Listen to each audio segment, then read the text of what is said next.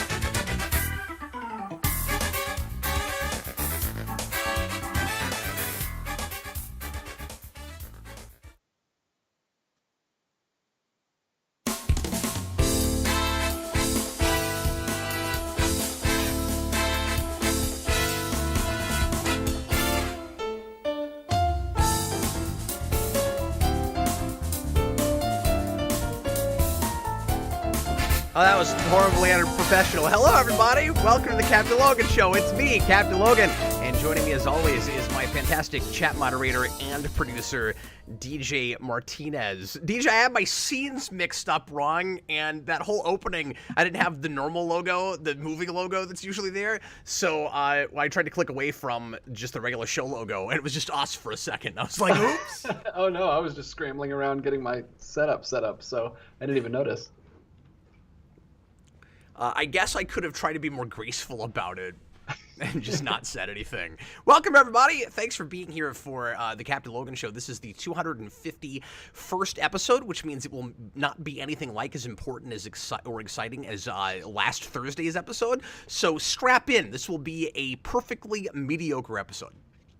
My favorites. DJ, I hope things are going well for you. Things are okay. It was a good day. Pretty normal day. Nothing crazy. It was. Was it like Gotham? Was it a new day? It's a new day. Today's a new day. Yeah. No. I have my old mic stand here instead of my arm today because I had to take it off because I shot a video with my wife this afternoon. Oh, cool. Yeah. So I'll be editing that and uploading that. It's kind of a Valentine's Day themed top 10 list. So that was fun. That's cool. I haven't checked in on your channel in a couple of weeks, but the last time I looked, it looked like you had a little bit more output. You were putting out maybe a couple of videos a week. Are you keeping up with that, or is it like kind of once a week now, or? I try to keep once a week. I got a little overzealous in January and did put out like 5 or 6 videos because I got if work is slow, I can make videos. If it's not, I can't. So that's basically how it is. But yeah, I'm trying to stick to once a week as much as I can. Well, that's great, man.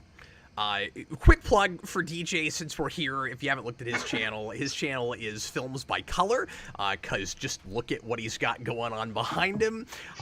He is talking about movie collecting and particularly Criterion stuff, and it's definitely worth checking out, especially if that's a big hobby of yours. DJ, I also got really overzealous in January. I had that whole week where I shot like 2 live shows a day. Yeah, man. Your level of overzealous and normal person's level is very different. Well, okay, but I don't know if it's my defense or your defense, but the difference between us is I'm lazy as hell these days, and I just press a button and start talking, and you do a lot of really professional level editing.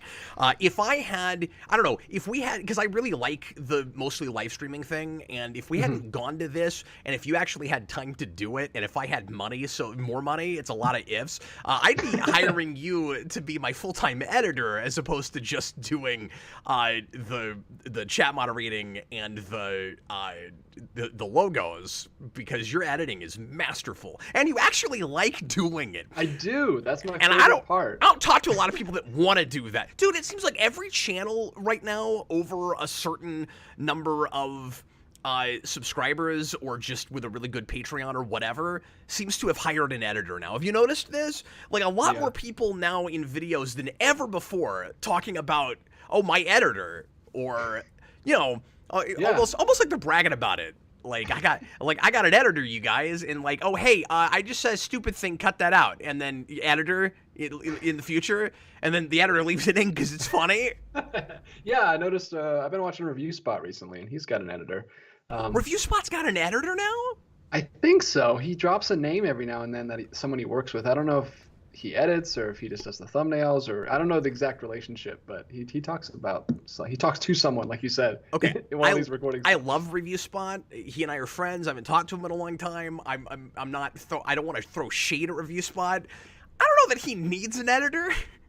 Like, it's. I mean, it would be helpful if you didn't have the time to be able to put on your bookends and stuff, and maybe edit some things out in the middle. But like, he rolls pretty well. Review Spot doesn't have to edit out very much in the middle. Oh, I mean, yeah, no, he shoots. I'm super jealous of him. He could just knock it out without. I mean, he doesn't repeat. He'd repeat himself a lot. He's got such a good cadence. Like, you don't. I mean, this is a compliment to Review Spot. That guy does not really need to edit that much, and doesn't, or at least he didn't used to. I haven't watched him in a little while. The last Review Spot video I watched was probably six or 8 months ago. I don't remember. He's an action figure reviewer and reviews a lot of just like physical collectibles, and he and I go all the way back to almost the beginning of the channel. He used to be one of the panelists on Who Reviews the Reviewers, which I really miss doing, and I really miss hanging out with him. But we've talked about doing a show together for a long time, but it just hasn't happened. I actually watched his stuff and your stuff in 2010 independently. I was watching both of you guys, and then I found, was that like a mind-blowing crossover? In Who Reviews the Reviewers, I was like, what? The Review Spot did this? Well, there's a whole bunch of weird stuff. Like, I found Shades before I found you, so I had seen a couple of his Who Reviews the Reviewers reviews before I even knew what WRTR meant. And then I later found you and went back and watched Who Reviews the Reviewers. I'm like, oh, Shades was on this. It was weird.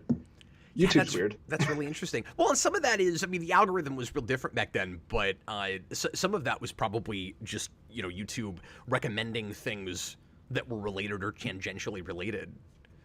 Yeah, I think so. Well, I watched Shades because I watched a lot of like music video, kind of like trailer editor kind of editors. So I was already watching Shades, and I think I found you through Eric. I can't remember, but a lot of people did early on. Yeah.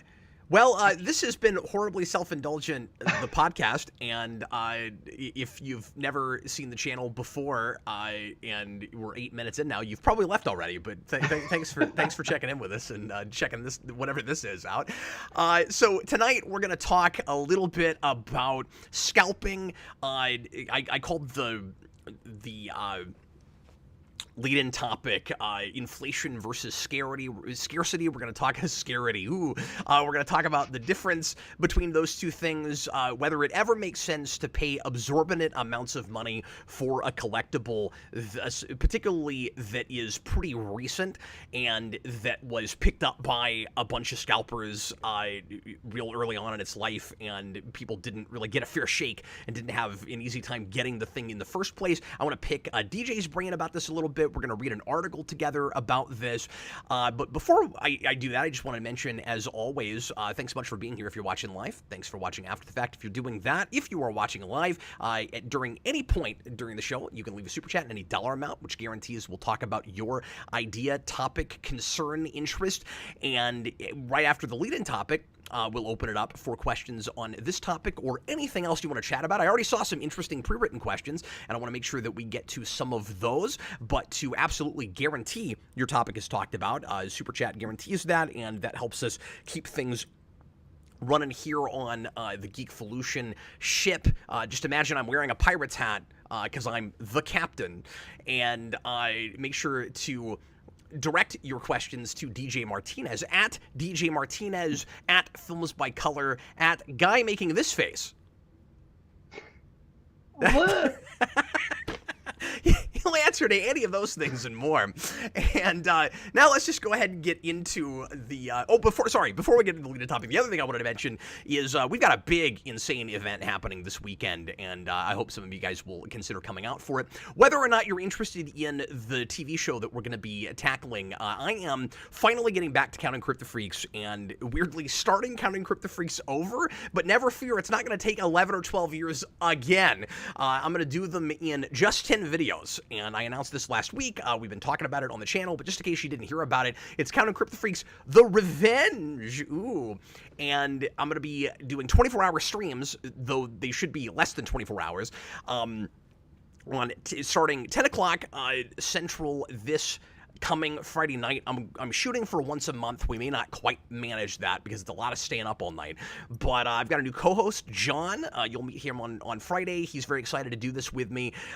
He and I are going to be watching each season. We're going to be counting things, just like I did with Counting Crypto Freaks. All the major staples are back. Love Triangle Face is back. Walking Away Angry is back. All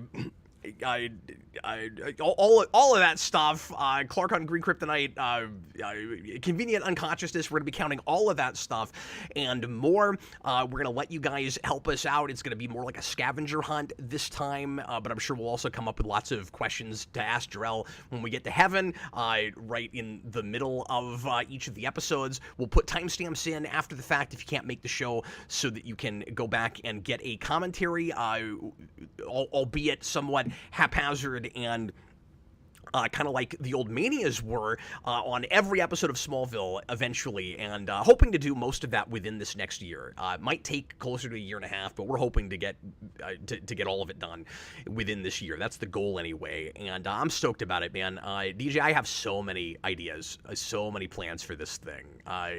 You saw my layout. Oh, it's insane. He showed me his setup that he's got for that show, and it's intense, but it's going to be a lot of fun.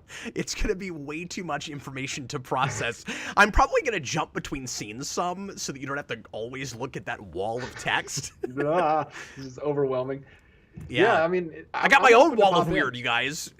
I'm definitely going to pop in. I might pop in actually on it sometimes, but I'm definitely going to pop in to watch while I'm brushing my teeth or doing dishes or whatever I'm doing around the house. Probably not doing anything but sleeping when you're doing it because you're doing it so late, but I'm going to try to pop in here and there. Yeah, well, and of course you're welcome to come in and watch episodes with us as well, DJ. Yeah, it's going to be a lot of fun. I'm going to do giveaways with that show. I've bought props for it. Yeah, it's going to be a whole lot of fun, and I hope you'll consider popping in and taking a look at that. Okay, DJ, I want to talk to you. I want to kind of bend your ear a little bit about the scalping issue, and we've talked about this before. Probably, I couldn't remember if we had a GNN or a Captain Logan show specifically about this topic, but this is probably a follow-up thing. It remains an issue. It's even worse with some things. I'm going to talk primarily about comics, but it remains worse, or it's become worse, I should say, since COVID with a lot of stuff. This is really bad for video games. Just the artificial inflation with video game prices is through the roof right now and is driving collectors crazy. And I'm not a super active retro game collector, but there's even stuff that I want that I don't know if I can ever get my hands on now because they've gone through the roof so crazy. What I want to talk about primarily, though, as opposed to old stuff being inflated, because there's always with that stuff kind of a debate going on about what exactly drives prices up. You can't always tell. And what I'm about to talk about is some of it, but it's very clear when you're talking about brand new stuff that there's plenty of. When we're not talking about scarcity, basic supply and demand, it becomes very clear why prices rise with some things where, well, they didn't make enough and a lot more people want it than a company expected would, or that company knew this would happen and created that scarcity on purpose. That also sucks. That's not the topic, though. But Yeah.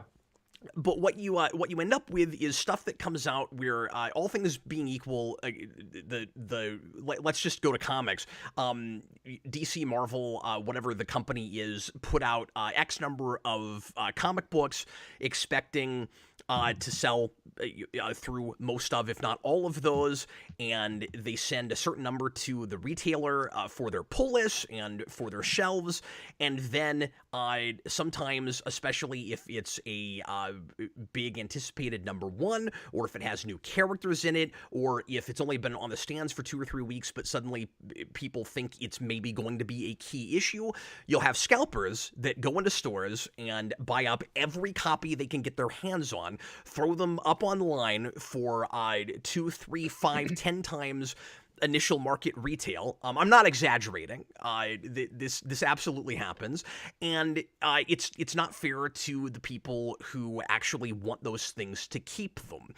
And DJ, I just wanted to talk to you about this for a second and ask you, does this irritate you as much as it does me? And as a collector yourself, I know you're not as into comics, but this is we can throw a wide net over this too. Across the board, yeah. Is this a thing that you have dealt with very much with the things that you collect? Oh, of course, tons of things. I have this with specific special editions, limited editions of movies, which, like you said, is a little bit more.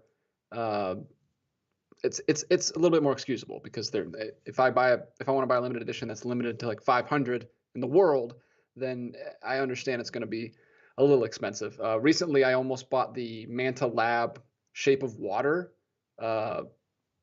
one click, which includes both one slip or both full slips and lenticular steelbook, and it is going for $400 on eBay for one movie.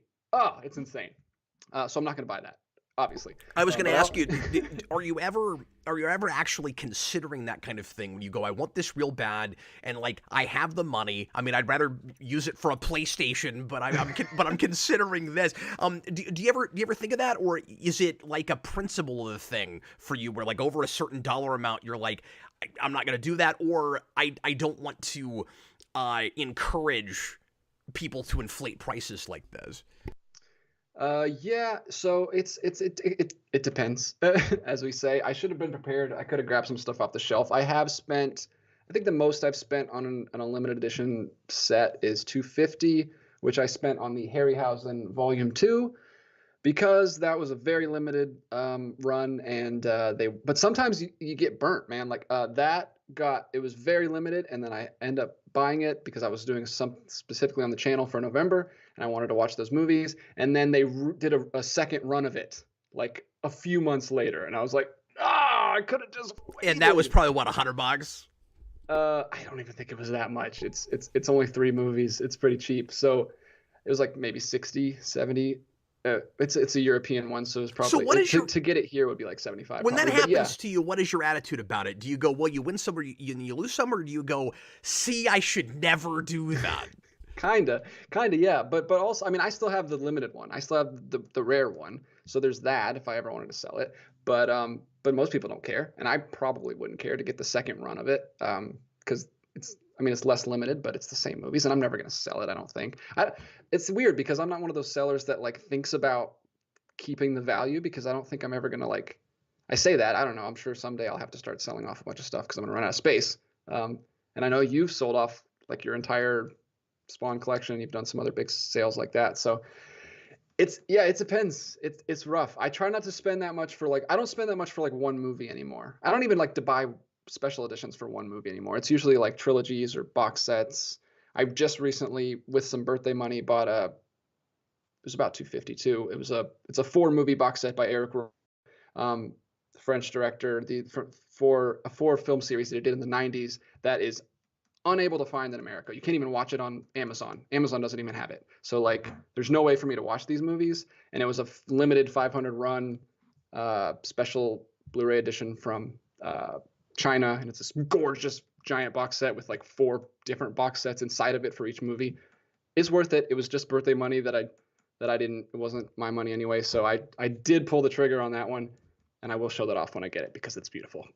but that's not one movie. That's a whole series of his movies. So. But you're talking about things that are actually rare, and you can justify that purchase to some degree. And that's true. I am rambling. People. Oh no, you're okay. I'm just saying that I do want to break down the difference again because you're not giving me any example of a time where you went, I have to have this thing right now that just came out that was $50 last Tuesday, but now it's $250 everywhere on the internet, eBay, Facebook Marketplace, Craigslist, what have you, and I just want it that bad. I don't think that kind of purchase is hardly ever justified in my humble opinion. I think it's, and I mean, I always want to throw out the caveat. I mean, you do you. I'm not gonna judge you. If there's first of all, if you've got the disposable income and you're not really concerned about money, like more power to you. And a lot of us wish that we were in that boat, I guess. But then at the same time, the concern I have about it is if yeah, you're only one person, but you do have a vote with your dollar, and it's not just when you vote with your dollar. You're not just voting when you're buying used or you're buying secondhand. You're not voting about what gets made. You're voting about how much things get sold for. Because people say, and this is true, but I don't think this is a good justification. Things are only worth what people are willing to pay for it. But if people are willing to pay like way too much for a thing, then it sets unfortunate precedents, I think. And that's what I worry about with this kind of thing. And we're going to take a look at an article here all about that. And I do have examples of that, but it would be that's more in like the toy collecting that I do than the. I was going to ask you about that. Than the movies, because you don't really like, except for like really special boutique limited runs like that, you don't really run into that with like regular. Although Connor had a really hard time finding a 4K of Tar that came out this year, and those prices jacked way up to like $40 on eBay, and you can't really find it. But usually, like with Marvel, this happens with Marvel Legends all the time. Like I can't get a Vulture. I just want a Vulture for my Spider-Man collection, and they're like $60. You can't get one on eBay for less than $60, just because. And I don't even always know why. Like it just seems like random ones. For some reason, everyone decided is more valuable. Again, a lot of it is precedent, and that's why I would kind of caution people to like do a little bit of research before you go, I guess this is what this thing cost. Because if you see too many examples of somebody has paid this much for a thing, that's how prices get jacked up, and that's what the perceived value of it ends up being. Because what we're really talking about is perceived value versus actual value, and even actual value is like, well, it kind of just depends on what people are willing to pay for it. But again, I think that has a lot to do with rarity, with scarcity. If a thing got, again with comics, if a thing got a low print one, or nobody cared before, but now they do, and everybody's kind of holding on to their copies so they don't come out very often. Again, it's understandable that people are charging more for those things because there's a lot more people that want them. And in my personal opinion, that is really understandable competition, both from the buyer side and the seller side, which is one of the reasons I miss the old eBay, DJ, like before we had, and you're young enough, you might not even remember an eBay that did this or used it, but I sometimes miss eBay before Buy It Now a little bit, because if people want to get into a bidding war and pay too much for a thing because they chose to do that, that's on them. You know what I mean? Like that's their own personal choice. They can have they can kind of have a battle with somebody and pay as much as they want to for a thing, but that's different than a seller charging 5 times what it's worth for the thing in the first place. Mm-hmm. The reason I thought about talking about this today, by the way, is because Austin and I last night reviewed Superhero Woman of Tomorrow, which I highly recommend, and am now much more excited about that movie because it's it's pretty good, and it is definitely worth adapting, and it's a big, exciting sci-fi epic that's very Joseph Campbell-esque, DJ, and I think it's definitely worth making. But as soon as that was announced, among lots of other stuff that Gunn brought up that's going to be made for the new DCU. I guess I'm just getting used to calling it that now.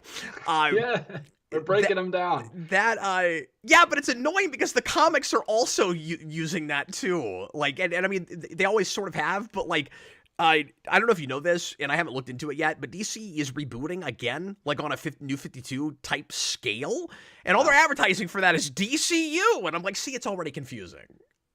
Like, I told you, it's already confusing. Anyway, so you've got people, whether you agree with the word scalp with this or not, you've got a lot of people inflating the prices suddenly for that book, for some Alan Moore Swamp Thing I've heard. I don't know if this has affected Morrison's Batman at all. Booster Gold suddenly issues in trades are costing more than they did. You can't even get your hands on Woman of Tomorrow right now in trade unless you pay too much on eBay or someplace like that. And so my question is that supply and demand, DJ, where a bunch of people, because that got announced and they're curious about it, went to read that book? Or is it a bunch of scalpers went out and bought up all the copies so that nobody could get their hands on them, and now all the copies there are costs a fortune, and it's not only, if that's what's happening, it's not only artificially inflating the prices, but it's artificially creating demand sometimes, right? Where it's like, oh, well, this must be important, and now I want my hands on that. 100%. I would be willing to bet my Eric Romer Chinese World Cinema set on the fact that it is scalpers, not people. Nobody care. Like, no one runs. Like, same thing when Dr. Seuss's, like, 3 of those books got canceled, and like, oh, they're $400 on eBay. Like, and I just waited. I'm like, these are gonna go down immediately. No one's gonna buy these. Nobody cares. And I was gonna say that earlier. Typically, I think the smartest thing, both for yourself and for the fandom, for the culture, is to wait and let the prices come down. What's the worst that can happen? If they don't, are they going to go up much more than they have? Like, what's the second thing that's going to make that comic book or that box set or that action figure go that much? Like, and if you were kind of dicey on getting it in the first place, like, maybe it's not worth your money. Maybe you should spend it on something else if it's going to be that high forever. You know what I mean? Yeah. With this, DJ, I think it's actually a little bit of both. I do think that because you look at all the videos being made about the James Gunn slate and how either excited or angry people are. And I do think, particularly with Woman of Tomorrow, there is some degree of people are now curious about that book and they want to read it. I think on the trade side, I think some of those might be missing now because people really did want to go read that book. Or wanted to have it. Some people might be buying it to hang on to in case it's worth more later.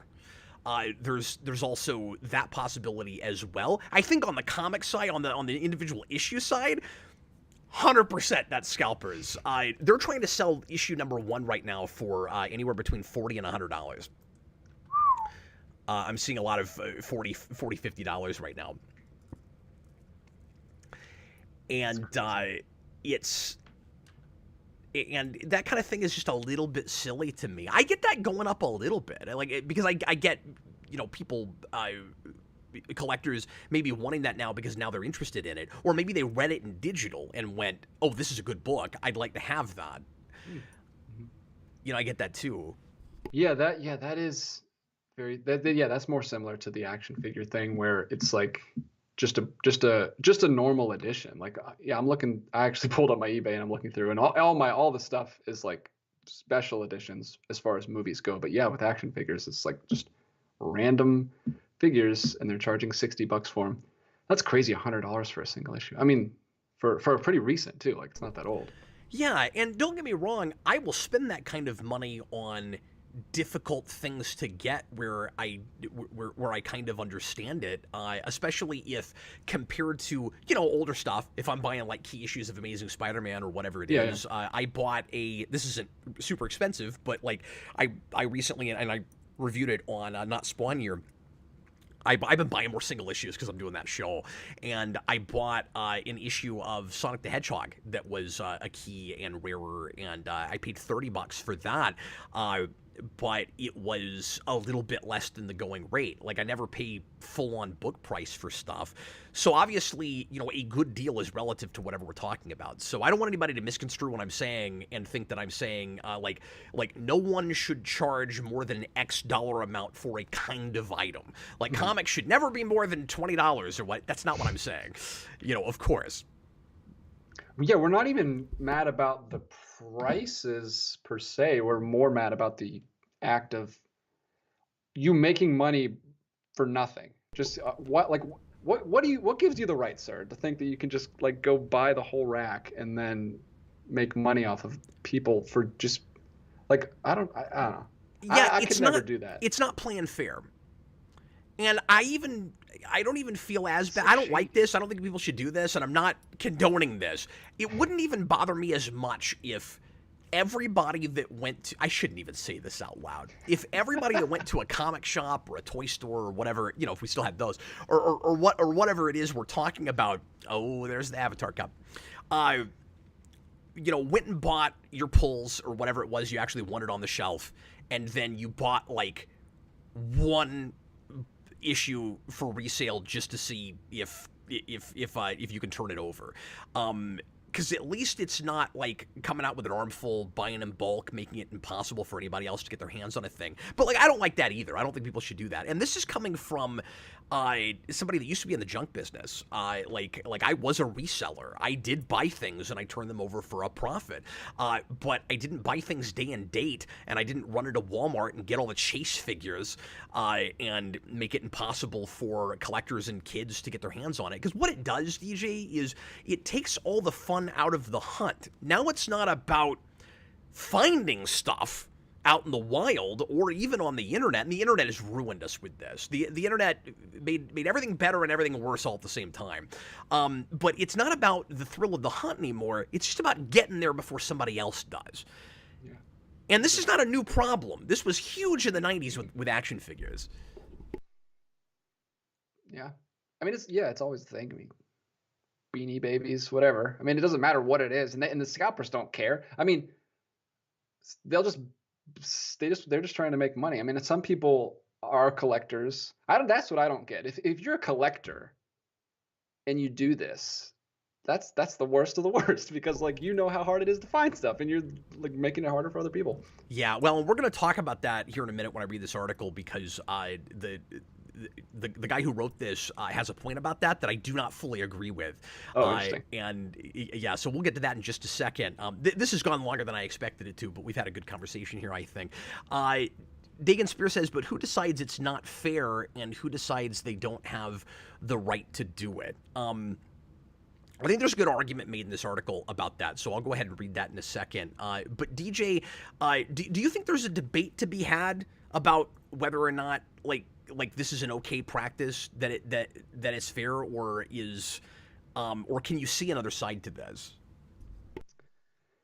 I mean, obviously, when I say it's not fair, I just mean like the right thing to do, which more like legal and moral are different things. Obviously, I know that. I could maybe be open to an argument for it. I haven't thought of one, but I haven't really tried to get behind the scalper's perspective. Maybe I could be swayed a little bit, but I'm open to hearing what this guy says in the article. What I feel like it does, DJ, is it changes to some degree, and this might sound like an extreme way to put this, but we've seen this with certain things where everything gets bought up right away, and now essentially it changes the retail value. Like it's not changing the actual value of the thing for what people are willing to pay for it. It's that a bunch of people got up earlier than you did, and they went into a store and they bought up every copy of a thing, and then they went, it's not going to cost you $5 anymore, it's going to cost you $25 now, and I'm going to get 20 of that. No, that doesn't seem fair to me. I think everybody should have should be on an even footing with this. If you want to get there early and buy up the last copy to keep, then we're on an even playing field. You beat me to it. But you're right, DJ.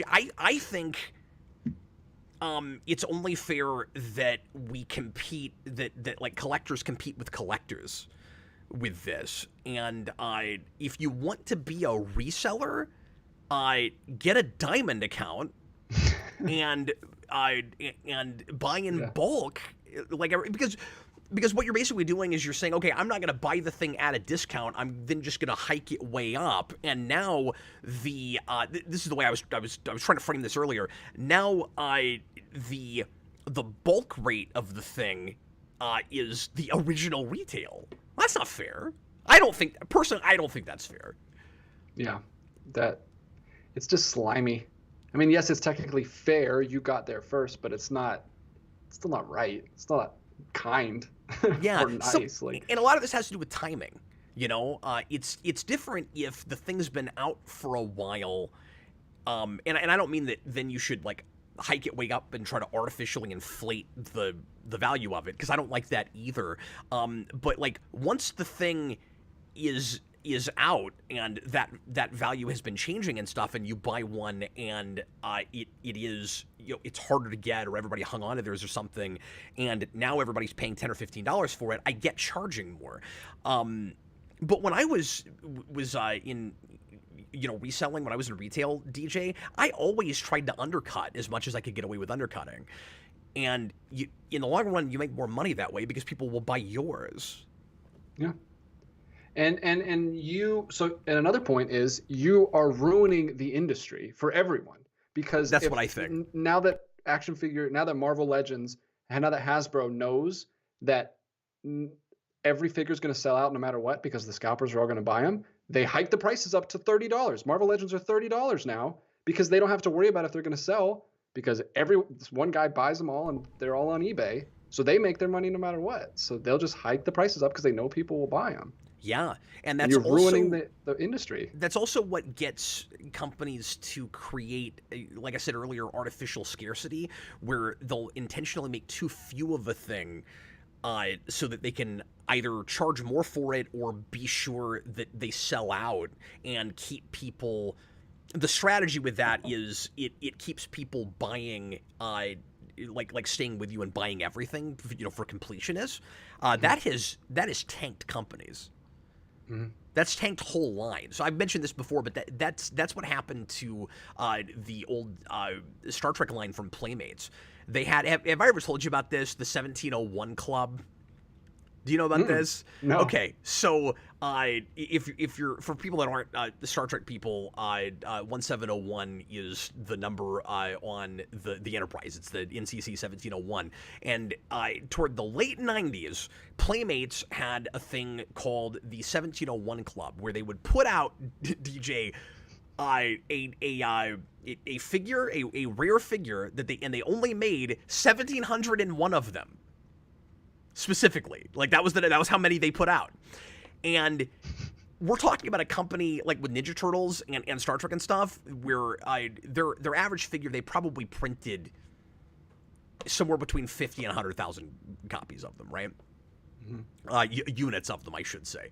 1701. What do you think happened with this? They never went into a store and a person actually saw them on the shelf, I'll guarantee you that. And so it pissed off everybody, and they quit buying them. Wow. And then they ended up losing the Star Trek license over it. Or at least partly over it. Wow. They have it again now, by the way, which is crazy. They just got it. Who has it now? Say it again. I was going to ask who has it now. There's a few companies that can make Star Trek figures, but yeah, Playmates got the license back just this last year, and they started doing retro throwback figures and making new Yeah. figures they never made, which is kind of cool. But they're doing like Discovery figures and stuff in that style, which irritates me. But you know, if you like that show, buy those figures, I guess. Yeah, I told you this when I went away to the mountains for my birthday weekend. One of the things we like to do is antique, and we stopped at a bunch of antique shops in that little town. And I saw all these. I almost sent a picture. You're like, oh, look at all these Star Trek figures. They have so many. And then I took one down, and I was like, oh, this is a new figure, just made to look retro. This isn't cool. I mean, it's cool still, but I thought they had like a bunch of vintage Star Trek and Batman figures, but they were just like new ones that are made to look like those old cloth ones. Yeah. Oh yeah, because there were whole and what's weird, Mego like came back for a minute. Oh. And like the guy that that used to run Mego is still around, and they did a bunch of lines like reissues of old stuff and then a bunch of new things. I bought the Gorn from that line from TOS, and they did. You have so many Gorns. I know, I have this whole Gorn collection now. It's ridiculous. I bought a Gorn when I was at DJ's place. It was wonderful. I got this huge stuffed Gorn. He snarls. It's awesome. Hey, real quick, let me read this comment. Cinema Arts, or I'm sorry, I'll read that one too. Cinema Arts says this was covered in the Toys That Made Us. Missed that show? Yes, and I highly recommend that episode. Yes, that is where I got that information, because a lot was not known about the Playmate Star Trek line, and it was really nice to get some information about that. But yes, that is my source. That is where I found out about that. Thank you.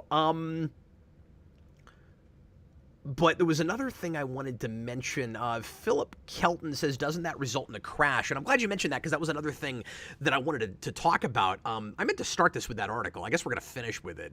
He's got interesting points. I do want to read that down, but it's not real long. But anyway, real quick, DJ, the conventional wisdom, the prevailing logic is, well, if you let the scalpers take control and we artificially inflate prices and they stay high for too long, eventually it will crash the entire section of whatever we're talking about, right? So like Beanie Babies didn't last forever, partly because of this.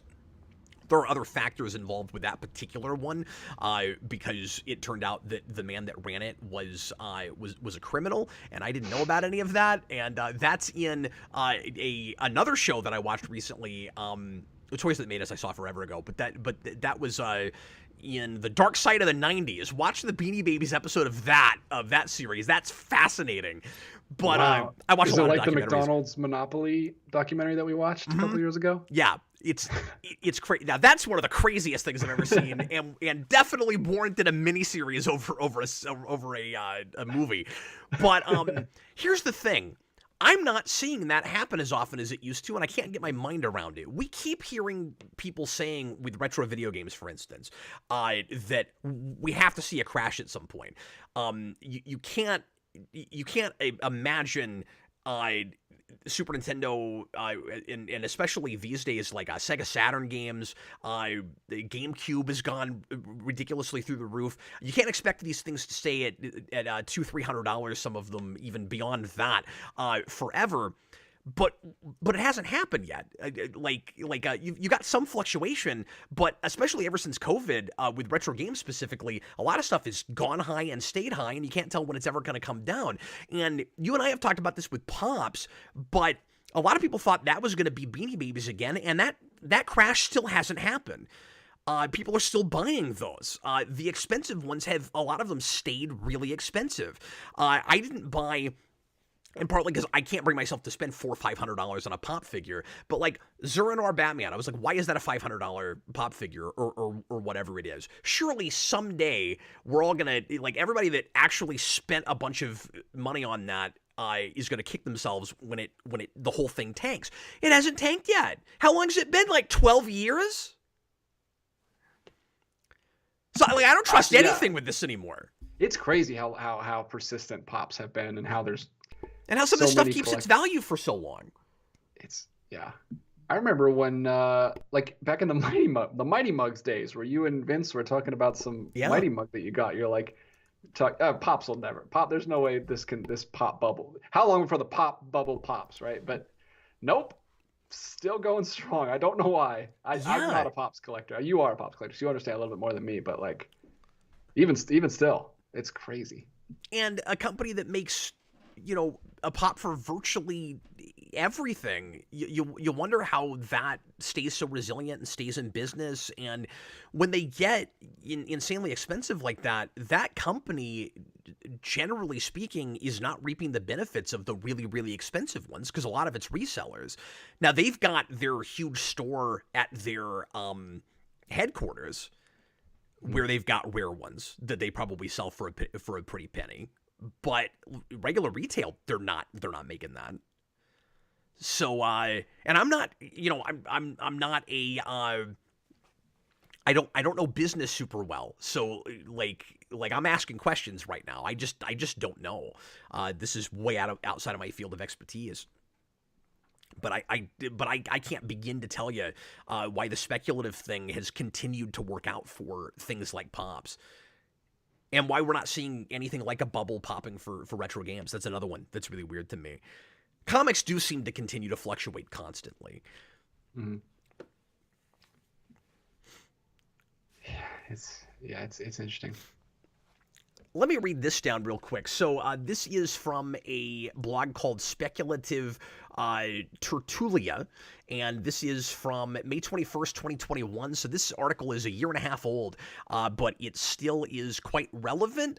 This is going to talk about things that were relevant at the time, like the Pokemon card issue and people like attacking each other in parking lots over those cards and things. So all of that is over now. So just know I'm aware that this article is old, but it's relevant. Part of the reason I pulled this up was because I thought this guy could explain it better than I could, and then I just spent the last 40 minutes explaining it. So I'm going to read this through pretty quickly. But so this is called Collecting as an Investment.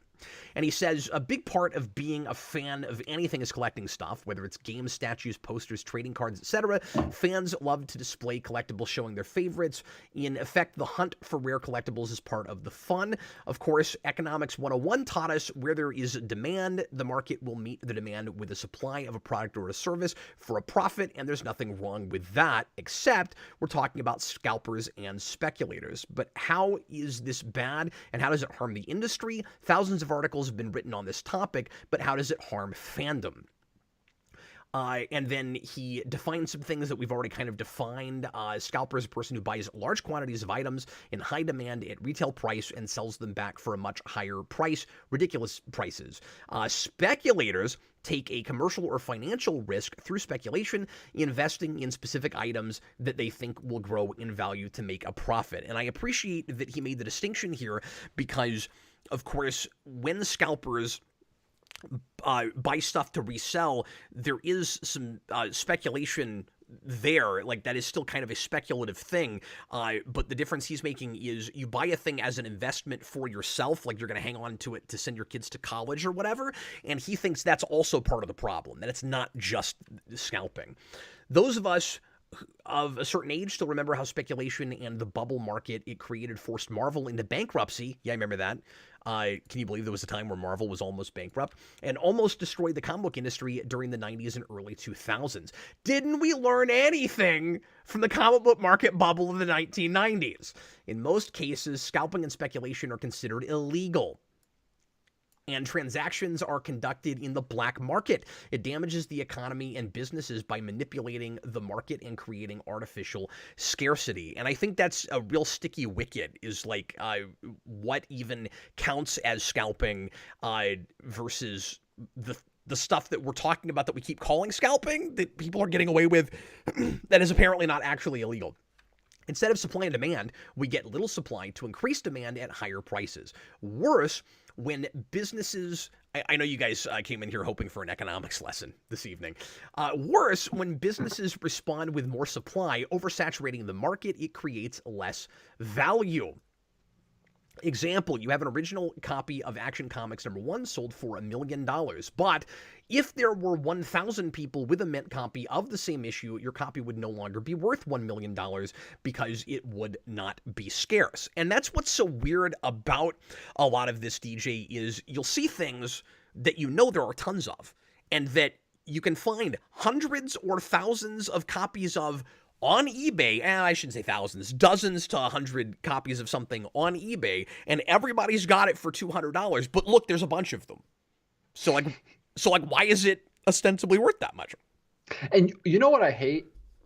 Now when you list something on eBay, there's no like finding someone who doesn't know what they have anymore. Yeah. Because eBay will tell you what the going price is, which is usually admittedly a little bit lower, because they'll tell you the price that it's selling for, not the price that everyone's got it at. So that's usually a little bit lower than what the crazy people have it on. But no one will ever post like an out of print movie anymore for like retail price, because it tells you, right, oh, this is going for $80. Like, okay. Yeah, everybody knows what it's for. I guess I'll list it for $80. And I mean, it's a good thing and a bad thing, because I like that people aren't, losing out when they've really got something. If they're selling it for a fair price, like, I guess that's nice, but it makes it less fun on the buying side. You don't find those diamonds in the rough as much anymore. Yeah, no, out in the wild. That's why you still got to go to flea markets and garage sales and stuff. But real quick, this is a point I meant to make earlier. The one nice thing about comics now is if all, and some people just don't want to do this, and I understand that. I've gone to the dark side on this, but if you just want to read a thing and you don't care about collecting, at least we have digital now. At least all the copies of Woman of Tomorrow that are $50 now, and people don't want to spend that just to be able to read it, there's at least a cheap way to read it. You can at least read it for the price it came out at. Yeah, that's true, because for a long time you didn't, like for movies, we could always rent things. Or not always, but recently, last 2 decades, we could rent things digitally. And you guys didn't have that solution for a long time. So at least, yeah, that's a good thing. But it does suck for collectors. Yeah. But so does most of collecting. This is a bad hobby that we've chosen. Yeah, but I don't think it has to be like this. Because another point I wanted to make, I had a conversation about this with William, who runs the comic shop that I used to frequent. And quick plug for Elite Comics here in Kansas City. They're in Overland Park. I still love that store. I just don't go there very often anymore, because I'm not reading current, and I don't have a pull list, and every time I go in there I spend too much money. But William and I used to talk about this particular topic all the time, and one big point he used to make is a lot of these scalpers are kind of doing it as a hobby. Like, they're not even making a lot of money with it. They just want to see what they can get away with. And that seems almost malicious to me. That's the big thing I don't like about it. I saw some people in the comments that are like, well, let people make their money. Like, if they can, make some extra money for themselves, support their family or whatever, like first come, first serve. There's people not agreeing with us in the comments. Yeah, they should be allowed to grab whatever they want to. And if it's fair, because if you got there first, you could do it too. But that's not what a lot of these guys are doing. It's sport for a lot of these people. It's the equivalent of going out in the middle of the woods, shooting a deer, and leaving it there. Yeah.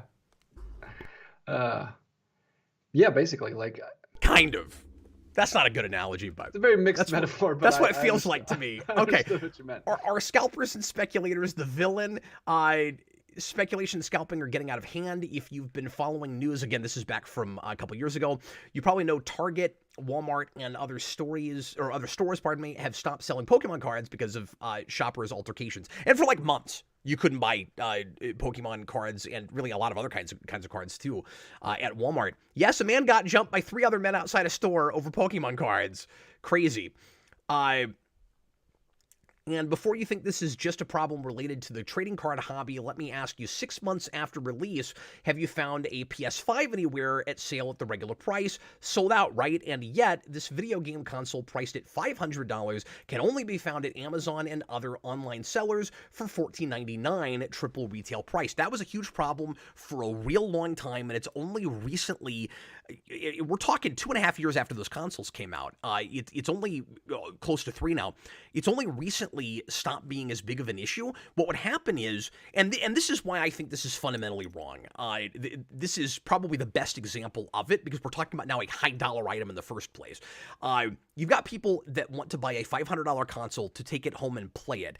And because of chip shortages and stuff, for the longest time, Target and Walmart, and I watched videos about this, would get like 1 or 2 consoles at a time, put them up on their website, and then people would, as fast as possible, grab them to resell them, and then throw them up online for $1,000 to $1,500. I don't understand why that's okay. Like folks in the comments right now that are cool with that, explain that to me. I don't understand how that's okay. Yeah, I don't understand why.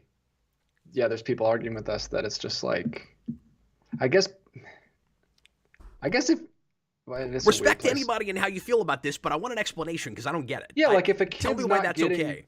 A kid's not getting to play because his parents can't afford it because Joe Schmo has 10 of them in his trunk of his car. Like, how is that not wrong, or at least mean at the very least? And I don't think we even have to play the kid card when it comes to the consoles. That's not fair to anybody. You know, like people that just want to play it. Yeah, and I'm not like one of these like anti-capitalism. It sucks. It's always bad persons. But that's a bad part of capitalism. Like there's good things and bad things. Precisely that point here. Yep. Yeah. If you ask me, scalpers and speculators are the villains. Their actions are unacceptable. However, let's be honest, without people willing to pay those outrageous prices, there would be no scalpers. Hence, let's place the blame equally on both. And I fully agree with that. Part of the issue here is people not doing the research, not knowing what the prices were in the first place, and having to have instant gratification with stuff. Wait a while. If everybody had waited with PS5 and the Xbox Series systems, this wouldn't have been the same kind of problem for as long. Yeah, and someone said something similar in the comment, like in the chat. The only way to deal with scalpers is to not buy stuff. Well, yeah, that's fine, but like if I'm already collecting it, I can't I just have to give up my hobby because people are being jerks. Like that's not really a solution for me now. Like I guess I can stop. What I'm ultimately saying with this, and I did not expect this to be a controversial topic, but I guess that's fun. Like I'm happy to listen to the other side of this, but in my opinion, I think everybody needs to knock it off. Is kind of the point I'm making. I think scalpers need to stop buying stuff in bulk and throwing it up for crazy prices, and they're not going to stop. So the only people that can stop them is consumers not buying from them. Just don't buy from them. Yeah. But ultimately, both sides need to knock that off. Yeah, but then it's like, what do I do? Like that's something I was passionate about collecting, and I enjoy collecting. And I just have to give it up. I've had to throw my hands up in the air and say I'm not going to be complete on most of my collections, because what you have to do is you basically have to pick something. Because I've done this now, basically, DJ. You have to pick something that you started collecting from the very beginning and always get there first. Always pre-order everything, which is not as much fun. But that's the only way to do it. So I'm collecting, as you know, the Heroes of the Grid board game, and I managed to buy everything that had come out at the point that I decided to start getting that game, and now I pre-order everything, and so I own all of it. There's not a piece of that I don't have. There's not one extraordinarily expensive thing, and those get scalped on eBay also. But luckily, Renegade keeps everything in print, so you can still get everything at the regular price most of the time. But I've managed to stay 100% on one collection because I got there at the beginning almost. But like Batman Pops, that's never going to happen because I'm not going to engage in this. I'm not going to spend $500 on a pop figure. Yeah, I support that. I 100% support that. But yeah, people are telling us we just have to quit our hobbies and be patient. It's not like I'm not patient. Like I'm very patient.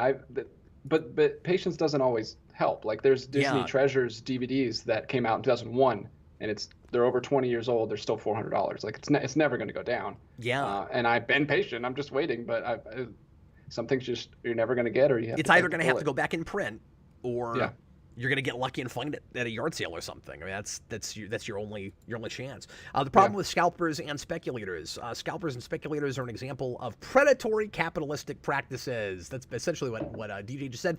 Their only goal is to turn a profit. I can respect that. I cannot respect screwing everyone else to make money. The true problem with scalpers and speculators is they are not fans themselves. There is no emotional involvement in their business transactions. Fans love the books, play the games, etc., etc., joy in their hobby. I bet those people speculating in the comic market or trading card games, hoarding PS5s, are not true fans. This is where I take issue with them a little bit, because I have met those people that are both, and they're the most dangerous ones. Yeah. Because they know their stuff. Yeah. Because they know what they're talking about. They're so manipulative. Mm-hmm. Yeah, so no, I don't agree with that. I think you have both. And especially when he's talking about speculators, like people that just sit on stuff, there are people that are passionate about a hobby and want to own it because they love it, but also hope to eventually sell it. So like they picked the thing they picked, not because they know it's worth a lot, but because, well, both. They know it's worth a lot, and they cared about it in the first place enough to figure out that it was worth a lot. Does that make any sense? Now, he's not wrong. You have other people also, but you can't make that assumption. You can't say that's a blanket statement he's making. You can't say people that do this are not fans themselves. You can say they don't have the heart of a true fan, whatever the hell that means. Like you know, if that's your thing. But that's the one thing I really take issue with this article is I think the ones that are fans are actually the most dangerous ones because they know their stuff. He says, scalpers and speculators will never understand that artificial hype can never beat word-of-mouth recommendations. Commodities and investments are only worth what people are willing to pay. I said that earlier. And speculative bubbles eventually burst, and when they do, so will their profits. When? If you're pop figures. Yeah, he may have just went that route to end his article on a nice, like, bow. Bullet points. In brief, they are non-fans profiting from fans. Again, I think some of them are. And eventually, enough fans will wise up. Hence, the best investment is to collect what you like, not what is hot. The problem is sometimes those things converge. And that's the thing he doesn't really get into is, well, DJ and I are collecting what we like. Sometimes they end up becoming hot, and I go, crap, I can't get Woman of Tomorrow now. Yeah, and like I said, like I'm not a completionist about anything. I don't do that. I'm only buying things I like, and sometimes something I like is a out of print 500 run thing that's impossible to get in America, which sucks. But like I said, those are not the issue. Those you're putting out a 500 run, very very limited collection. You know that's what it's for. It's going to go on eBay and be sold for double or a little bit more. But for the people who just buy up a bunch of stuff for no, I don't know. We were just going in circles. We've already said our piece on this, I think. Yeah, even though absolutely a lot of people are yelling at us in the chat. Well, we'll figure out what they're talking about here in just a minute. We're gonna go ahead and take a break because we spent a whole hour on the lead-in topic. My apologies with that, but the second half of the Captain Logan Show, we'll open it up to your questions, and I will try to be more brief than usual so that we can get to as many as possible. So, DJ, consider this kind of like a pseudo rapid fire, like we did last week, because we spent way too much time on this. I over-prepared for this, I guess. I was like, I don't know if I have enough to say about this. So I pulled this article up and everything. Yeah, it sounds like we should have done a separate live stream, GNN type video about this, because I got more passionate about it than I was expecting to. Oh, that's all right. Yeah, Daniver says we're real wrong about this. I'm curious to see what the arguments are. Yeah, like... Philip Kelton, yes, leave your hobby, have self-respect. I mean, yeah, that's the only thing you can do, but it sucks that you have to do that is the only point. But that doesn't make it right. Like, yes, we could suck it up. Like, we're not trying to change the world. We're just saying this sucks. We wish this wasn't going on. Yeah. It's just a crappy thing that humans are doing. We're not saying like, oh, justice. We're just saying like this is stupid. Yeah, no. The only thing I want to do about this is suggest, which is what he's saying. Everybody quit buying from scalpers. But like people do, the problem is people do buy from them, and that's why they're able to get away with having prices like that, and it messes with the whole economy. Mm-hmm. Okay, so we're going to go ahead and take a break here, and I hope you've enjoyed the final episode of the Captain Logan Show. Clearly, we're not going to come back from this. No, I'm kidding. We will be back in 3 minutes because that's how long the song is. And thanks so much for joining us, folks. Part two, we don't have to only discuss this. We will respond to some of the things people are saying about this topic, but we've already got questions about other things, and we'll tackle those as well. See you in just a bit.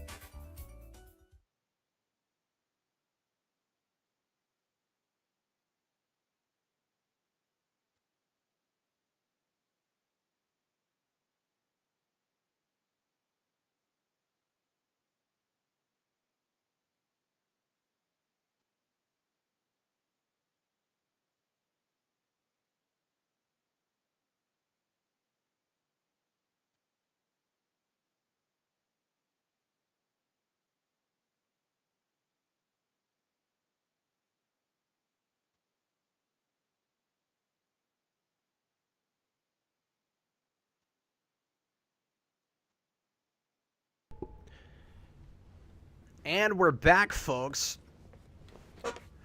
Okay, I am going to be as brief as humanly possible on the questions for the second half of the Captain Logan show. And DJ, go ahead and start tossing them at me. Feel free to put in more super chats if you're so inclined. And we've got quite a few good pre-written questions, so I don't know how many new ones we'll get to, but you can throw those in as well, and we'll do our level best. Go anywhere you want to, DJ. I'm going to assume you want to stick with this topic first to get it knocked out, or are we going to jump around? I can skim through and see if there's any super chats specifically about it. I have one from Goofster123. gives us a $10 super chat. At what point do companies' attempts to stop scalpers harm consumers? With the PS5/Xbox launch, it made it more difficult for everyday consumers to get the products as much as it hampered the scalpers. Yeah, I don't know what the businesses making the merchandise in the first place can really do about this that doesn't make the situation worse, short of bigger supply, which is not always feasible. And even then, like when go back just to, I know this wasn't your example, but go back just to comics for a second. If the deal is you had a first print run, like once the first print run is done, you can't put out more issues and call it part of the first print run. You know what I mean? So like those are out there, and those are the ones that are being scalped, and then the second, third, fifth, 18th printing is never going to be huge. So. Yeah, I don't really know what you can do about it. Yeah, and we didn't even, there's a whole other avenue we didn't even get into, which is scalpers for sporting events, musical concerts, tickets, even movies. We heard about like Spider-Man No Way Home tickets being scalped. Like that's not a hobby that, I have to give up my hobby. That's just me trying to go watch a movie that everyone wants to see. Again, I don't know why that's okay. And for folks in the comments saying just give up your hobbies, I guess I got to wait to watch that movie till it comes out on video then. Yeah, like I don't know why we're or I guess I'm I'm never going to see Metallica live. Yeah, I mean this does just hurt be people. patient. It's going to happen forever. Yeah, well, I mean they're getting older. I don't know. Yeah, like being patient is going to do anything. People are going to be scalping till the end of time. Look, we can throw our hands up in the air all day and say we're never going to solve this problem. It doesn't mean we can't talk about it. It doesn't mean it's not an issue. And so yeah, I don't think it's fair to say that I can't do a show on this because I don't have any solutions for it. I'm curious to know if anybody has any ideas about it. You know what I mean? Because I'm at a loss. But you're right. Like if there's lots of creative things that companies have attempted to make it, where like you can only get things through pre-order and that kind of thing, so that. But even then, scalpers will get all the pre-orders. Like, yeah, they're on Ticketmaster right when it launches, and they buy a bunch of them. Yeah, that's one of the big things that's unfair about this too, is when pre-orders open, and I mean, like you can do everything you can. Again, the internet ruined everything. If you're at a physical brick and mortar store and you're selling things at the counter, you can say one guest can buy one item, one item per guest, or limit two or whatever. That's much harder to do on the internet because you can use multiple accounts, you can buy from multiple places. People that are scalping PS5s or Xbox Series systems aren't just going to Target, they're going everywhere. Mm-hmm.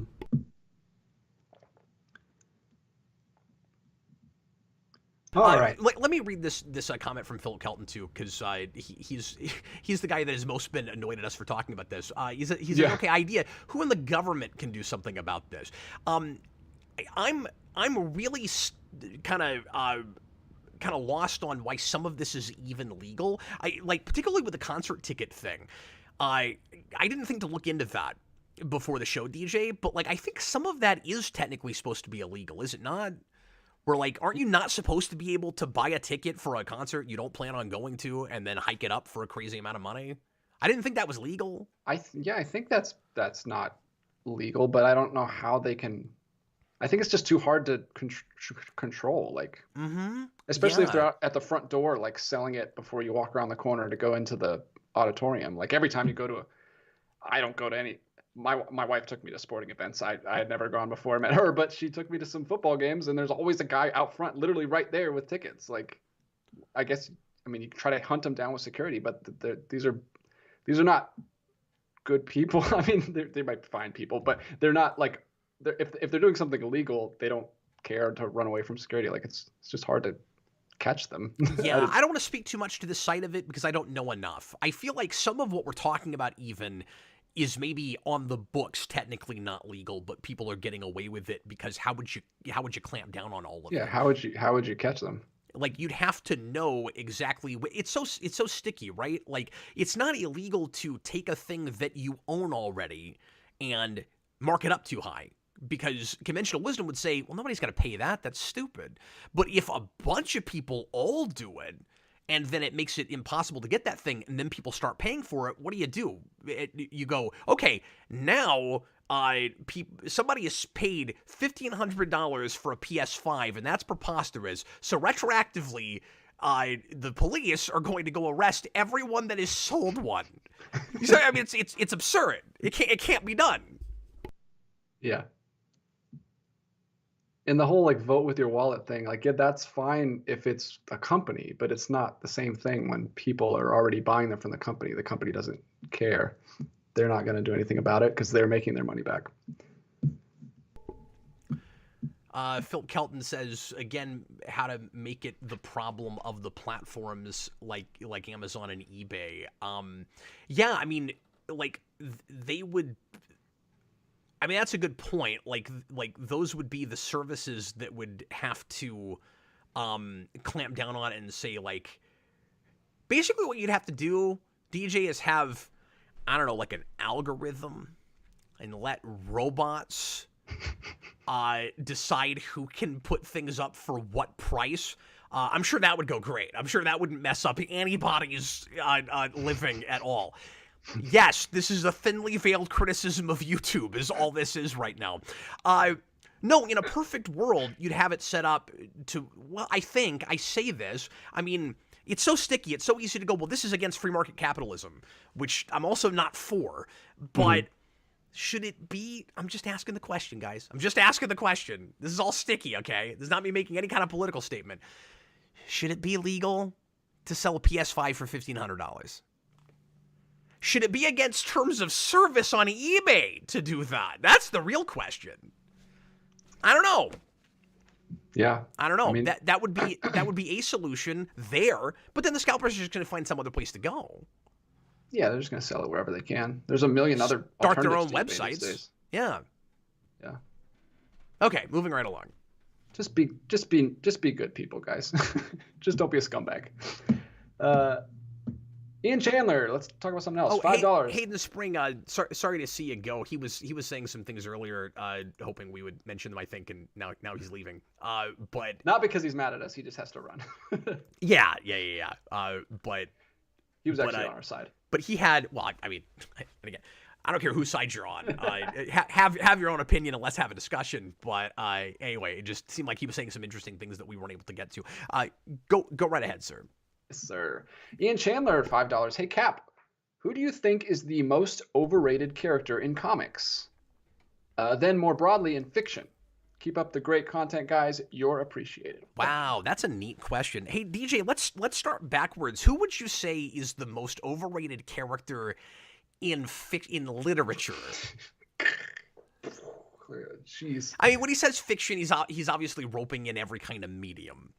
Yeah. But just in general. He wasn't joking when he said more broadly. That's pretty broad. Broad as it gets. It's pretty darn broad right there. All of fiction. Overrated. It's such a interesting term because it's so dependent on your circles and who you are. Some of it depends on what you like, right? Like, yeah. And whether you're able to kind of step outside of that. Like, I'll say, and I almost think overrated and too popular are almost different things, if that makes any sense. Because when we say overrated, what that term, I know I've complained about this before, but that term sounds like people like it too much. But I think what it actually means these days is people pay attention to that as opposed to anything else that's also cool. You know what I mean? So I don't know. It's hard to say. At one time in comics, it was certainly Wolverine. I think the Deadpool thing kind of still stands. And as big of a fan as I am of Batman, I don't like that we're to the point where DC thinks that's the only character that will sell and 90% of their books are Batman books.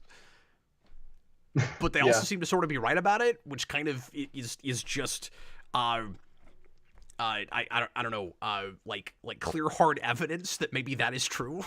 Yeah, that has to be the answer with comics, right? Just the Bat I think so. universe in general. No, I the think whole Bat so. family. And that's coming from a massive fan of that. Yeah. And not overrated is not technically a bad thing. I mean, I can like something that's still overrated, but in fiction, that's tough. This is where I'm happy that your name's in the title, and I don't have to come up with an answer for that. Come on, Captain DJ. What is the answer? Fiction. Connor Nielsen in the chat says the answer is Deadpool. And Mutali says Batman. When we say in all media, Harley Quinn says Cinema Arts 87. Connor says Venom. Yeah, you know the big ones, the big hitters. Yeah. Comics is much easier than just all of fiction. Well, when we say all of fiction, it would be interesting to go back and try to answer this question like pre-certain media. You know what I mean? Like, what was the most overrated thing in literature pre 1900?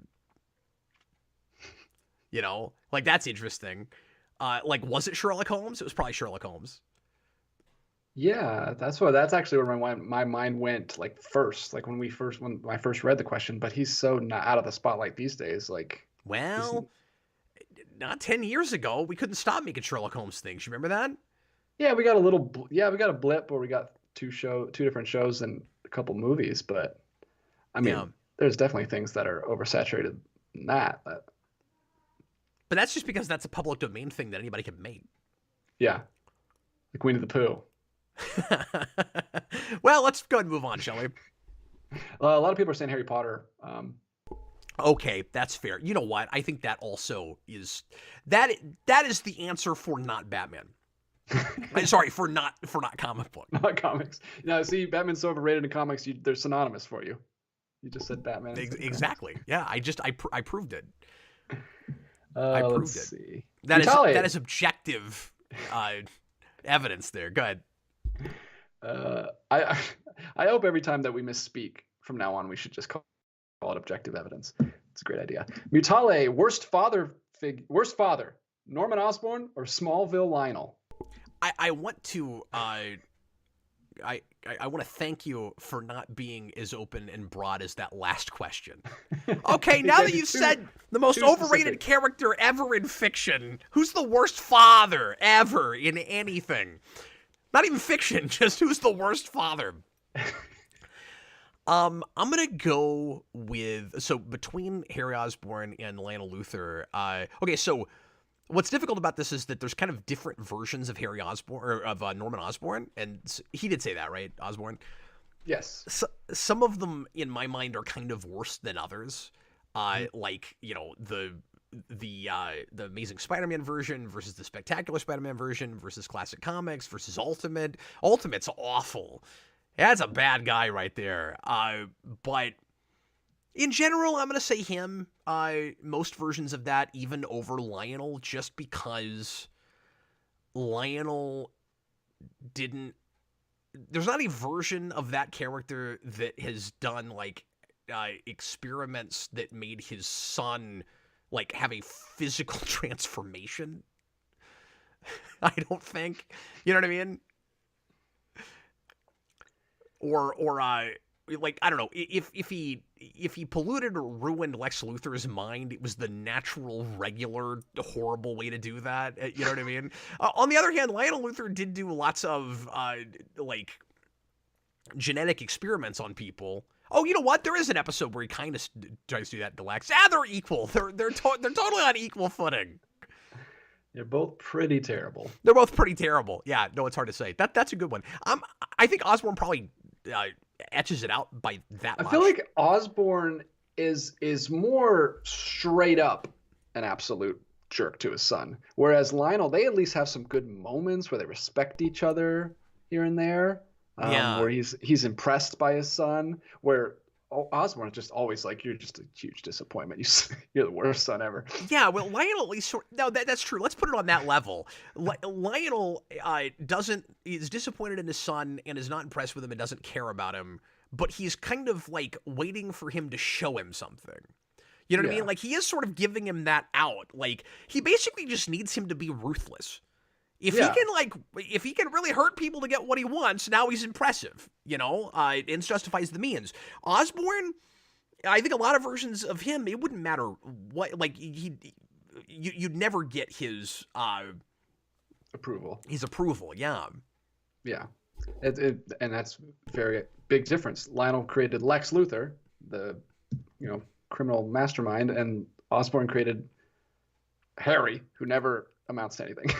Dagan Spear says Lionel did fry Lex's brain. When I remembered that's when I stopped everything and went, well, wait a minute, he's about as awful.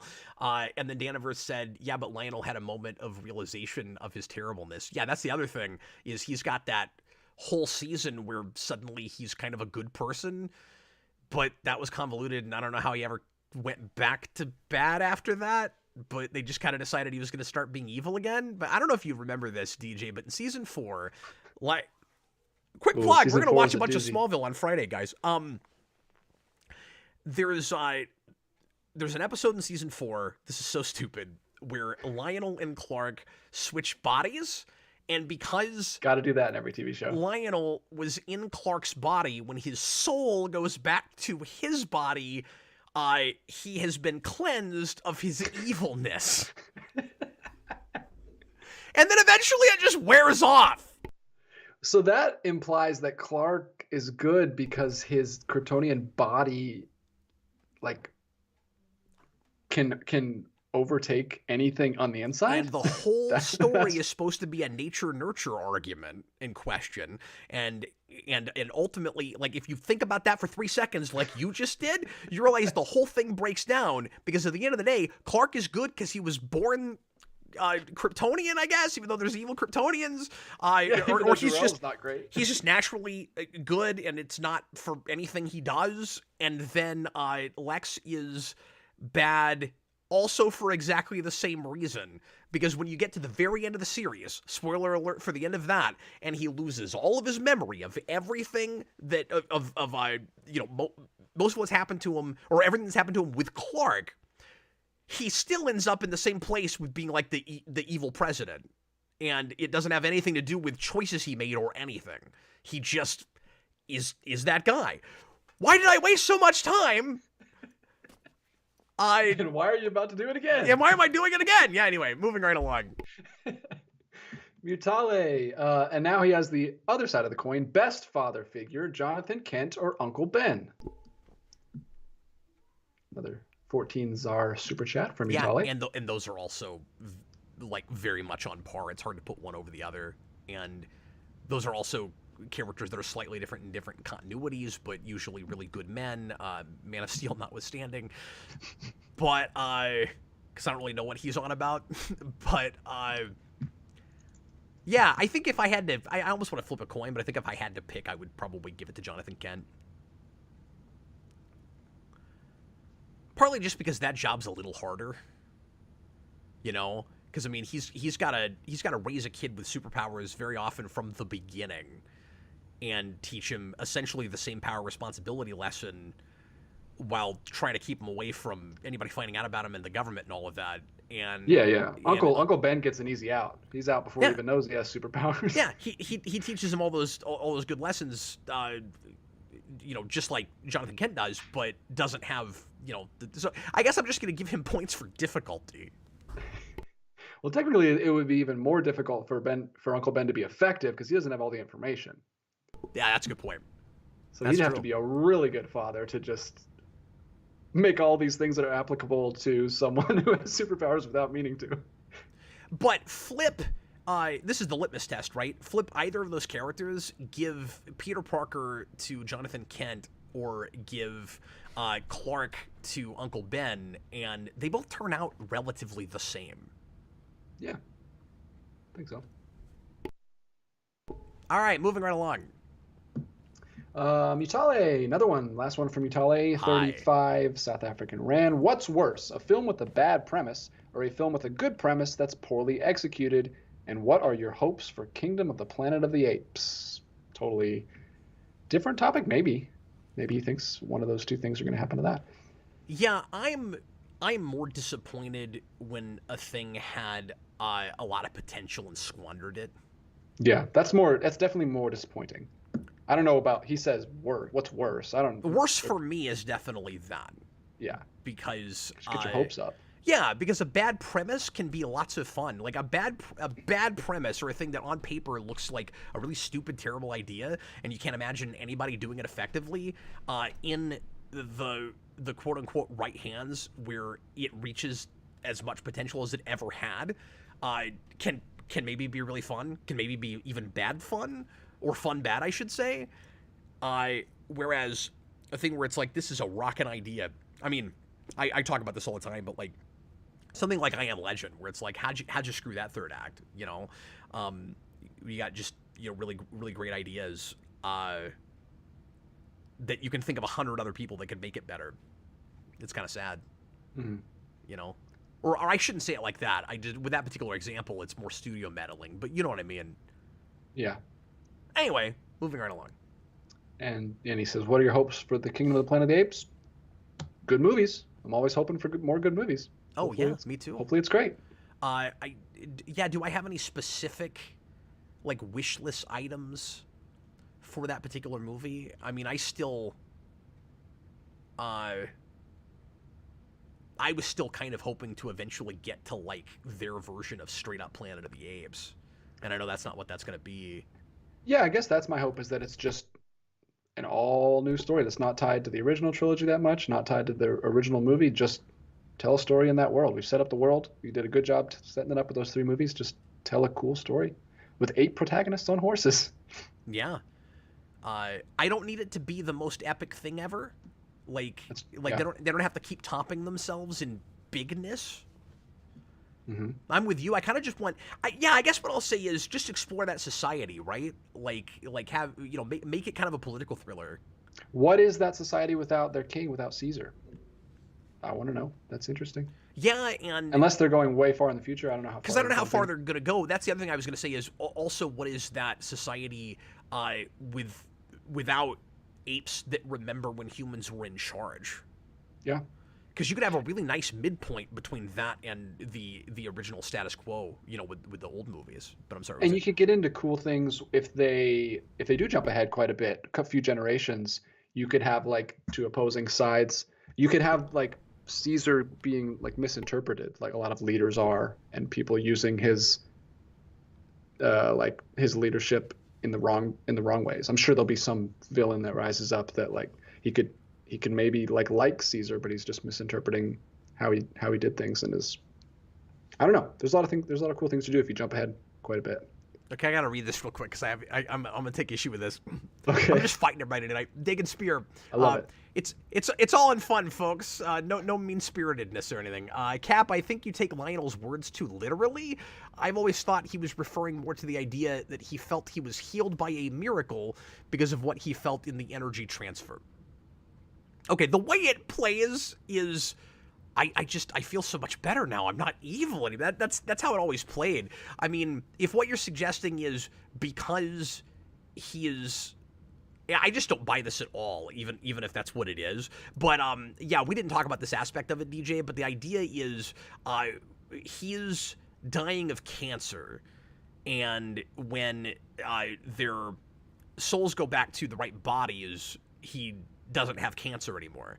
Because Clark's soul apparently is just like the spaceship, where it can heal people.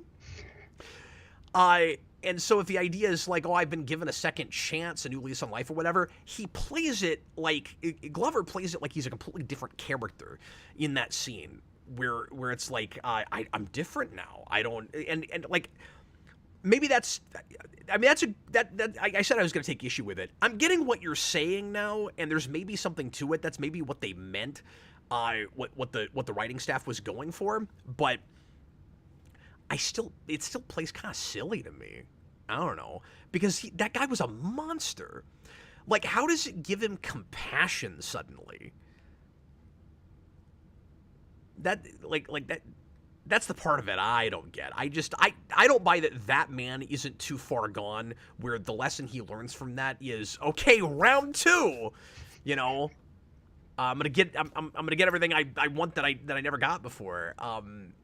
But maybe, I don't know. It's just, it wasn't effective for me. But yeah, We got 2 more super chats, and then I will jump Quit back making to sense though, because that's one of my favorite things to make fun of in that show, and you've possibly ruined it now. Well, Thanks you're very gonna watch much. it soon. Now Soon. I'm gonna cancel only season 4. It is one of the worst, I think. It is. It's pretty bad. Okay, go ahead. Especially that second half. Woo. Well, I say that the witch crap is in the first half. Ooh. Mutali has another kind of ultimatum question here for us. Better Spider-Man artist, Lee or Romita Sr.? One or the other. Oh, man. Lee or Romita Sr. For Spider-Man artists? Well, yeah, I don't know what artist ends in Lee. Are we talking about Jim Lee? Because obviously not Stan Lee. Stan Lee was a writer. Yeah, that's what I was thinking. What did Jim Lee? Did he do? Jim Lee wasn't known for Spider-Man. Yeah, so I don't think so. Yeah, so I'm not fully understanding the. I mean, if we're just comparing in general, because you said Spider-Man. Sorry, that's what threw me off. I was like, I'm gonna noodle this for a second and see if I'm the crazy person here, because I'm not getting this question. But if we were comparing Jim Lee to Romita Sr., I think Lee is more to my taste more often, but I think Romita Sr. is more consistent. Ditko.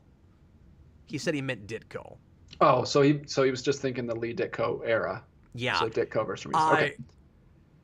That's obviously a lot harder. Yeah, I think I prefer Romita to Ditko. But I also like the evolution of it, because I think that art style makes perfect sense for where Peter Parker is, like emotionally and personality wise at that point, where he's kind of grown into that. So he's built a little stockier and he's kind of grown into that. Mm-hmm. But yeah, and I think I like the way he draws villains a little bit better and that kind of thing. That's just me personally. Where do you land on it? I'm obviously not very underqualified, but just looking at stuff, I think I'm kind of in the middle. I think I like Romita's style better, but I think I like the build of Spider-Man better in Ditko. Because you're right, Romita does draw him pretty too bulky, I think. I think he looks like the 90s version. The 90s animated series version. Well, that's what I like about it. But no, and I get that that's not like the character. I like a lanky Spider-Man. Yeah, and I get that. So much of it is just, well, I don't want to put words in anybody's mouth. So much of it for me is just what I grew up with. You know, like. I mean, I grew up with the 90s show. It's hard not to get. That's what I'm saying. It's hard not to get away from that for me, where it's just adult Spider-Man was my Spider-Man in the first place. You got to remember that I was real ignorant when I first got into Spider-Man, so I didn't know he was supposed to be a teenage character in the first place. Like, it was a while before I got to all of that. So I have, I understand it all now, but I've got a real skewed, not perspective, but interest, I guess. Yeah. I mean, we all are. We all come to things at different times. I want a Spider-Man that looks like. Yes, in arts, I understand. How far behind are you guys? I'm talking about Ditko. I want a Spider-Man that looks like he could actually beat Venom. That's very important to me. Okay, moving right along. All right, last super chat I have at the moment, and I'll jump back to some pre-writtens, is from Ian Chandler again. Less broad question. Thank you. Really appreciate that. Thank you. Merciful Ian Chandler. $2. Chinese or Mexican food? That's very specific and less broad. Yeah, but so maybe not any less difficult. Yeah, no, I appreciate that. So my personal palate preference is Mexican food, but I actually eat a lot more Chinese food now. Like, I've developed a lot more of a taste for it, which is crazy. Like, even me 5 years ago would be like, oh, what's happened to me? Like who am I now? That 38-year-old version of me is eating Chinese food? What? I used to really not like Chinese food. 100% just co-sign me on Cap's answer. That is 100% my answer. Like, personal taste all day. I could eat burritos for every meal, but like, I'm trying to eat more, Western food. They know where it's at. They live forever. They eat good food. Like, their normal food is. Do you mean good, Eastern food? Yes, excuse me. I'm trying to eat more Western food. Like, that's not hard. You live here. Excuse me. Yeah, East like India. I love Indian food. Love Japanese food, Chinese food. Like they just rice and vegetables and chicken. Man, they got it down, and it's good. But I love Mexican food. It's just not as good for you. You can make it good for you. Just don't put don't put queso on everything. Yeah. Don't put sour cream on everything. Just have a nice lean burrito. And in general, it's heavier food, so you just don't want huge portion sizes. And go to any Mexican restaurant, and it's the biggest portion size you'll find anywhere else, out of anywhere else. Yeah. But yeah, like I don't know, a burrito is good, and they make way too big of burritos a lot of the time when I go to restaurants.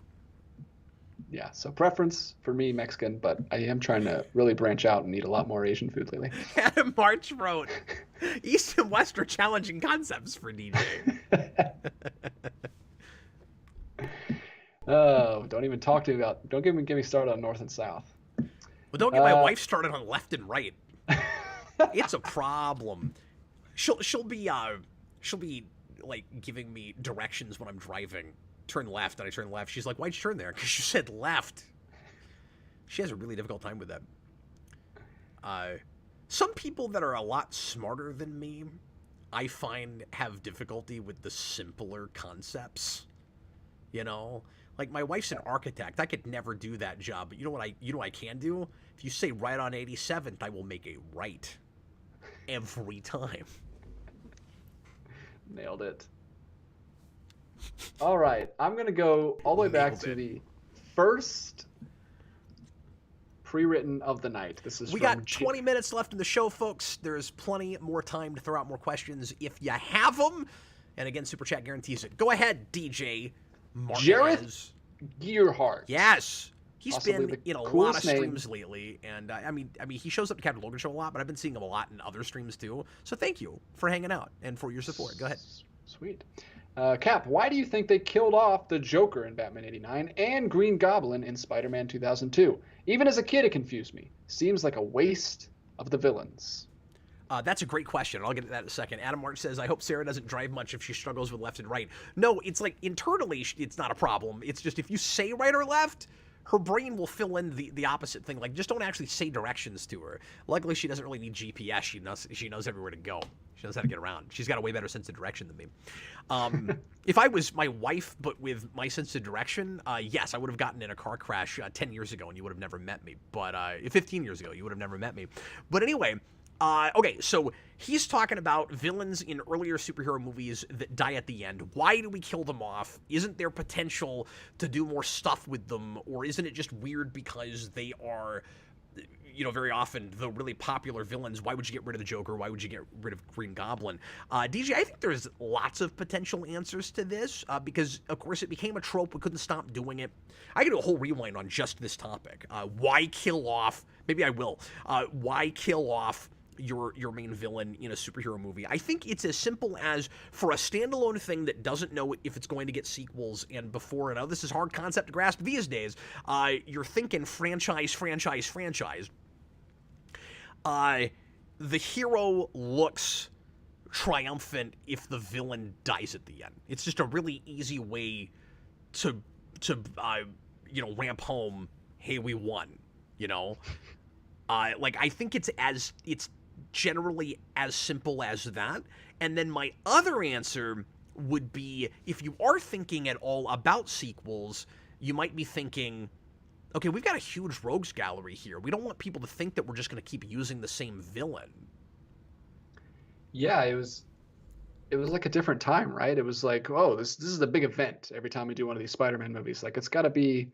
Nowadays, we have like 4 Spider-Man villains in a movie, and we're thinking about like the bigger universe. But back then, it was just like, this is the Green Goblin one, and this is the Doc Ock one. Like, we want to have it. And if we leave him alive, then we got to figure out what he's doing. What is he just sitting in jail? Like, it's easier if you just wipe the slate at the end of every movie. Wasn't it a crazy novelty in Daredevil in 2003 when both villains survive at the end? That was crazy. You had 2 villains. They both made it. I mean, one looked totally paralyzed, and the other one was in prison, but they both made it. Well, he could throw a toothpick into a fly, so he wasn't totally paralyzed. Yeah, that's true. Yep, he wasn't helpless. He was gonna he was going to get whatever he wanted. More peanuts, please.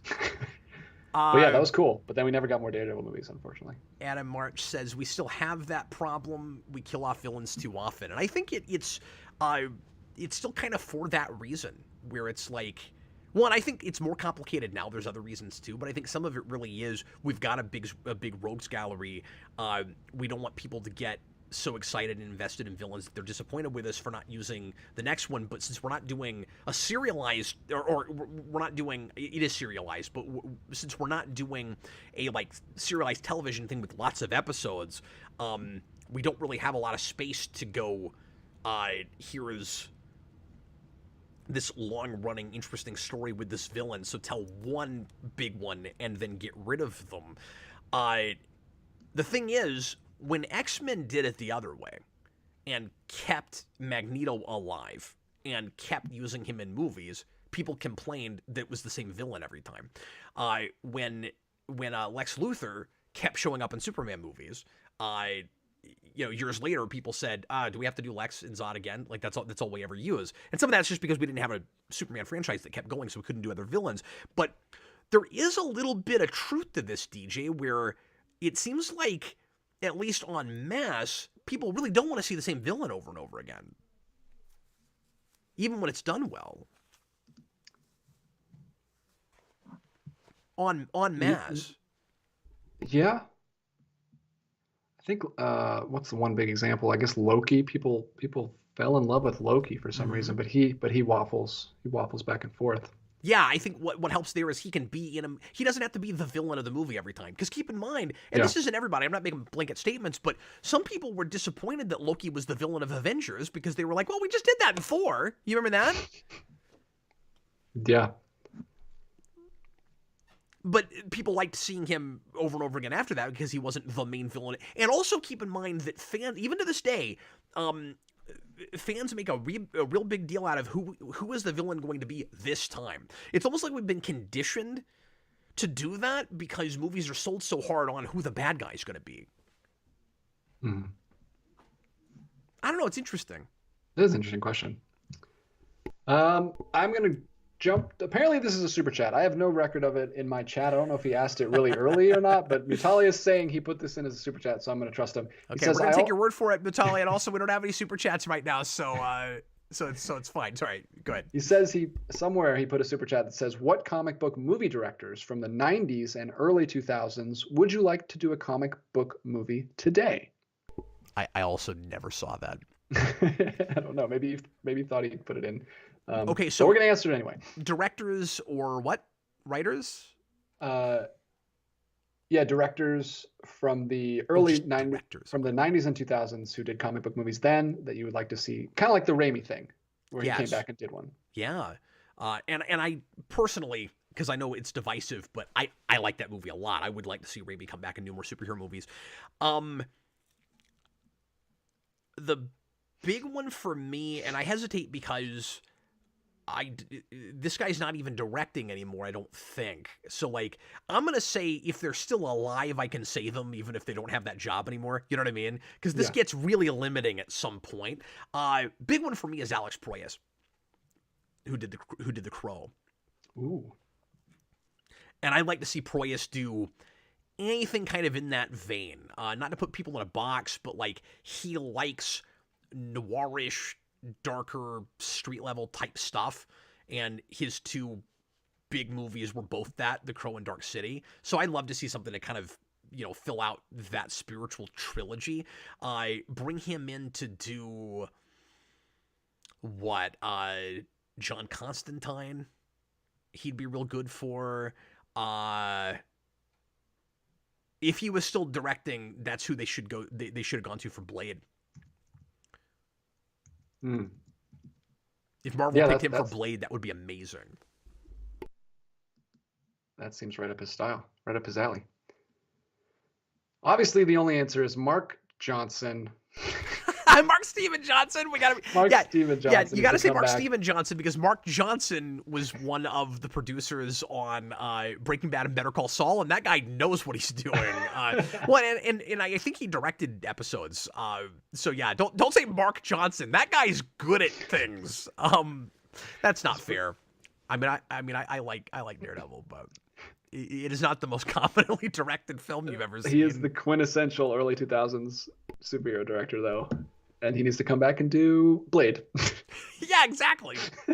No, Blade a la Daredevil and Ghost Rider. Who I feel like I bring up Proyas a lot. I'm trying to think of anybody else. Obviously Del Toro is a big one that a lot of people go to all the time, but a lot of people just want to see him finish Hellboy, but like he'd be good for lots of other stuff too. And I think a lot of people have been kind of hoping that he would come in for one of the new DC projects. Yeah, I'm good. I've made okay with the fact that we're never going to get a Hellboy 3. It's too late at this point. Ron Perlman's way too old. He's in his 70s. Selma Blair had like a stroke or something that's really affecting her ability to like speak and move, which is so sad. Oh yeah, I heard about that. Like I'm fine never getting Hellboy 2. I like what Guillermo's been doing lately. Keep doing your original stuff. But I would like to give, you know who deserves another shot, because I think he did a good job and he got a tough break. Ang Lee. You're gonna say Ang Lee, aren't you? And Cinema Arts just said it too. And as soon as I saw him say it, I was like, I know what DJ's gonna say. No, I'm with you. I took my thunder, Cinema Arts. I think he got a rough break there too.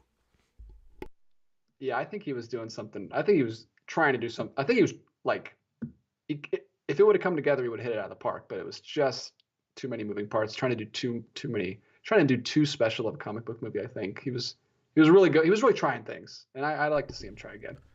It's also too bad that he didn't make that movie like 5 years later. Yeah. You know, I think it was the wrong time for it. Oh yeah, right after Spider-Man, we're going into this weird, heady, like metaphor movie. Like, and also with special effects on the technical side, give it 5 more years, and some of what he was trying to do would have looked better. Mm-hmm. Some of it still looks crazy. Like we still have, I mean, the tanks fight scene in the desert still looks still up there in like best superhero action scenes. It's crazy. And it's also like 30 minutes long. Yeah. So ambitious. Yeah, give him something. Really give him something ambitious. cool. Give him another movie. That'd be fun. And I don't know what. I mean, I think he'd be potentially right for all kinds of stuff. He could have done a cool Moon Knight if we didn't just do that. That's such a good. But yeah, anything kind of psychological. Oh, Hulk turns 20 this year. You're right, Mitale. What if Ang Lee had directed something like Joker? Wouldn't that have been crazy? And I'm not up on my Ang Lee. I don't think I've seen any of his other films, so I should just do that. I should just watch films he's already made. I know I've seen something. What else did Ang Lee make? I know I've seen one or two other Ang Lee. He's, Crouching Tiger is a big one. I think he also did what's that movie about the tiger? Oh, Sense and Sensibility. I think I saw that at one point. But yes, Crouching Tiger I saw. What's the movie about the tiger? Now it's going to drive me nuts. There's a movie about a tiger. Not the Crouching Tiger. There's a different tiger. What is it with this guy in tiger movies? Life of Pi. Okay. I never saw that. Oh, he also did Brokeback Mountain. Wow. Yeah, he's done some big ones. That's a blind spot for me. He kind of looks like Sam Raimi in this picture on IMDb I'm looking at. All right, shall we roll on? Yes, and we'll all float on okay. We got 9 minutes. Next. Daniverse, what if you could have all the knowledge in the world? Personally, I'd expect it to cause my head to explode. Yeah, there'd be too many contradictions, man. Yeah, knowledge is broad. Speaking of broad, all the knowledge in the world. Just knowing everything there was to know. Yeah. Like, am I able to compute it all? Am I able to make it all make sense together? Yeah. I mean, there would be obviously advantages to that. You think you want cosmic awareness, but then the question is, but because here's what you always see in sci-fi movies. Somebody gets cosmic awareness. Or somebody's, mind opens up. They're using 100% of their brain power now, and they understand, every like phenomenon, and they're Kate Blanchett, and their eyes are pouring out of their head, and they're spinning around screaming. And you understand everything, and you go, oh, it all makes sense now. It seems like they always say something like that, right? Like, oh, it all makes sense. Like I've unlocked the mysteries of the universe. I don't think that's what would happen. I'm with him. I think you'd go insane because you'd be like, oh yeah, no, because it seems like the more we know, the less the universe makes sense. When you're younger and things seem simpler for a lot of us. I don't want to speak for anybody. You think that people are essentially good and that you're usually going to get a fair shake, and yeah, bad things happen to people, but ultimately like there's kind of a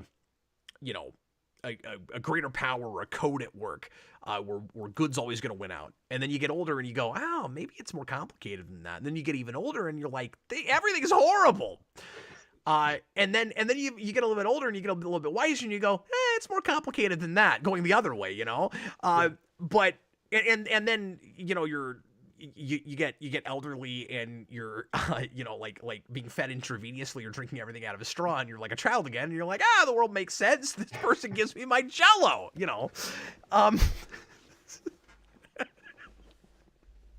Please cut that part out and put it as a short. I don't even know what point I'm making at this point. But then I guess the possibility is the reason that the more we know, this is the point I was trying to get to. Maybe the point is the reason that the more we know, the more we get like disillusionments and nothing seems to make sense and we feel like we don't know anything is because we have a limited capacity of understanding. And so if you did have the knowledge of everything and your brain could process all of that, maybe things would make sense. But I don't think they would, because I think we just see contradictions everywhere. Yeah. I don't want that.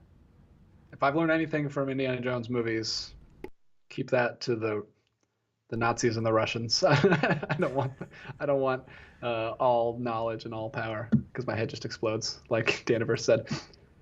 I think we should also cut that out and make it a short. Keep it to the Nazis and the Russians. That's all we've had. Well, there's Indian bad guys in the second one. Now we'll see if this video gets demonetized because we said Nazis too many times. Crap, I did it again. Nazis always get you. Stop it! Let's see how many times we can say it. All right. No, stop saying that. This is an interesting one, and I like it. He gives us a spin on it, because we've got this question before, and it's always so broad, but he gives us a specific spin, so I like this. He says, this is Daniverse. If you could go back in time and save anything, what would it be? Which is very broad. But then he says, personally, I try to go for some silent films that people just threw out. So something like that, something geeky that's not like universe altering. What's a fun little thing that you would... So you mean if you could go back in time and grab something that was lost to the ages? Yeah. Okay, because when you said save something, the first thing that came to my mind was the Titanic. Yeah, there's this guy shouting at us in a lifeboat out here that we're going to sink. Should we listen to him? How would you do that? Because nobody would believe you. Okay, look, we're going to hit this iceberg. I think this experiment is not going to work, and I think you should make it a museum now.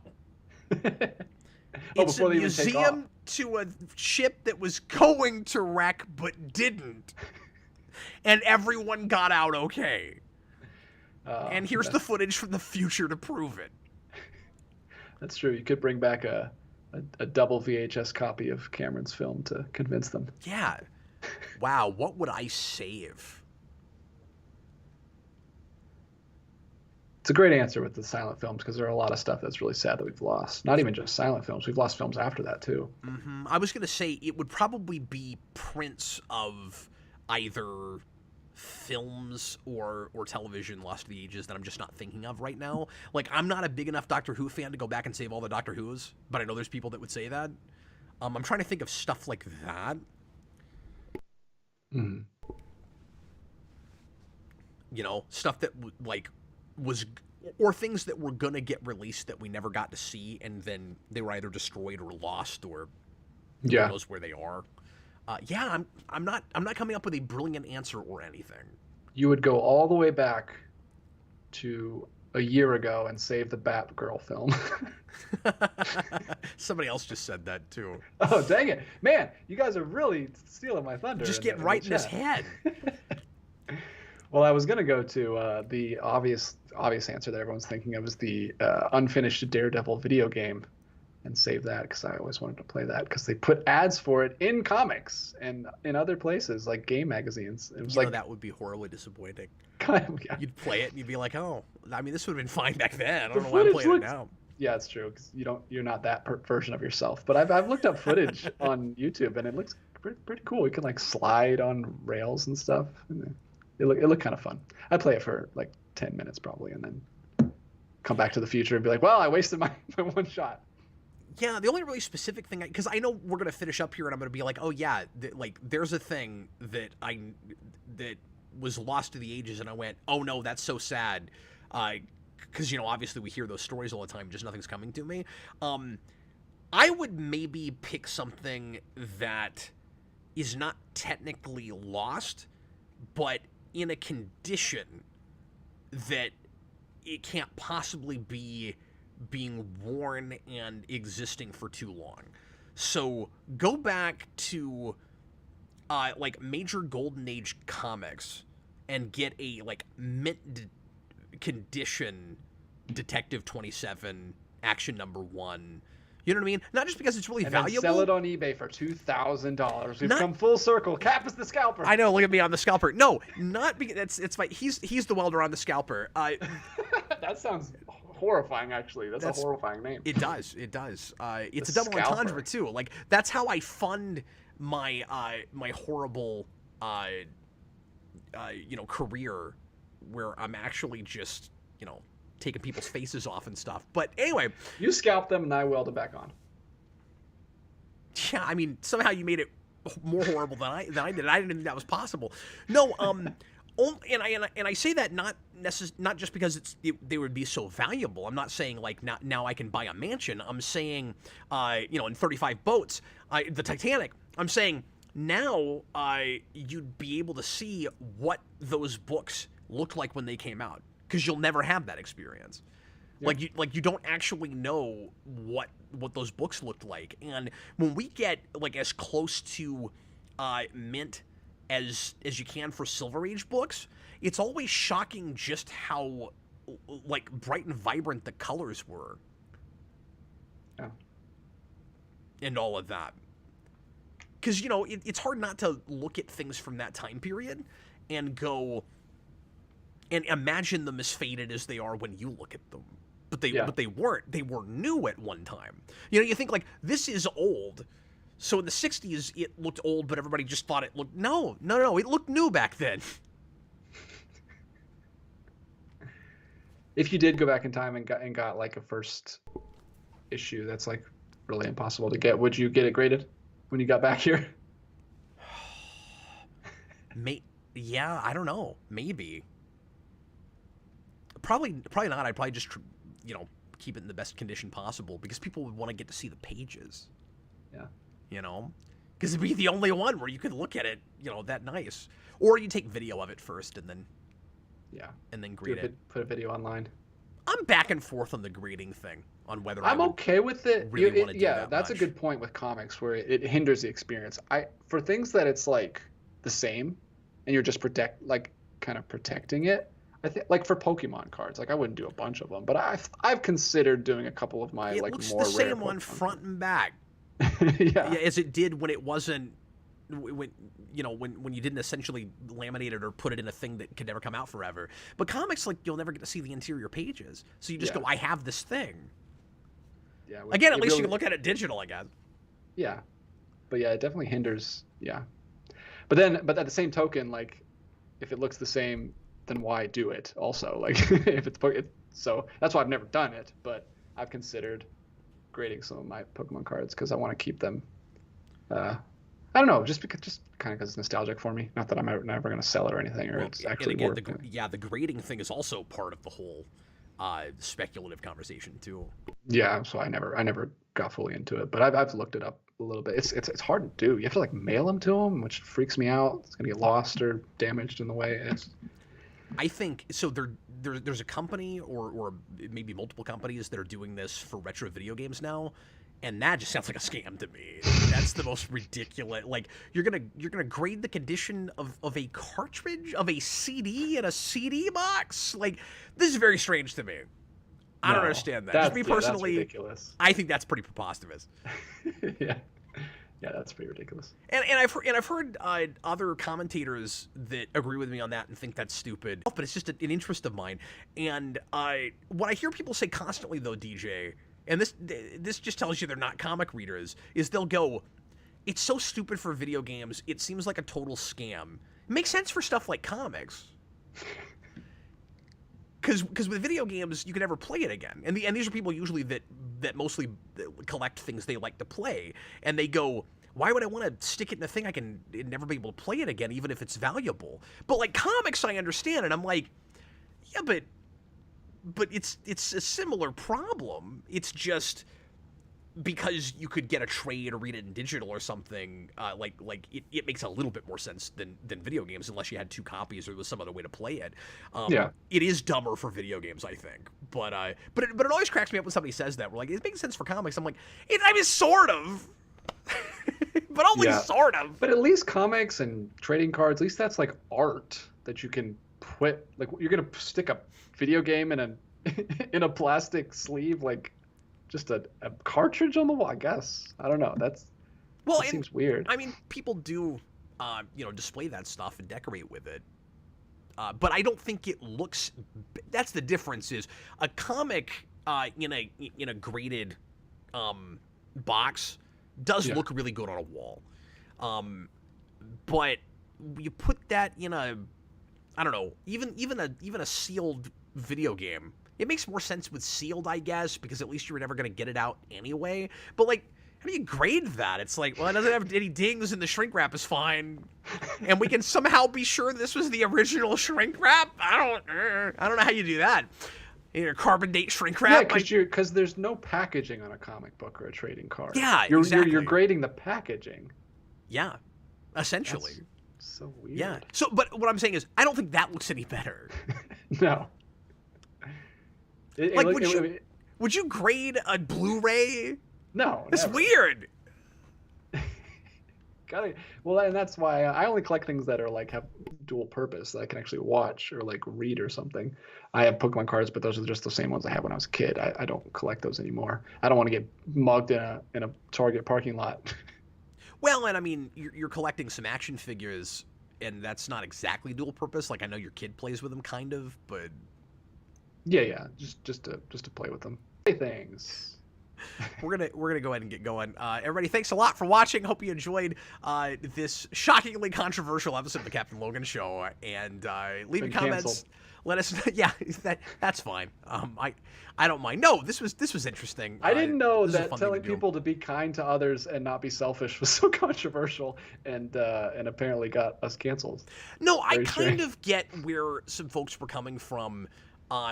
Because I think we maybe came off initially like we were crusaders and thought we could do something about it, which was not at all what I was saying. No, I was never saying that. And it's weird because we basically have done what they were all saying, like don't buy it. We have. Like we don't buy crazy expensive stuff. Like no, my message if I have one with that is don't buy from scalpers.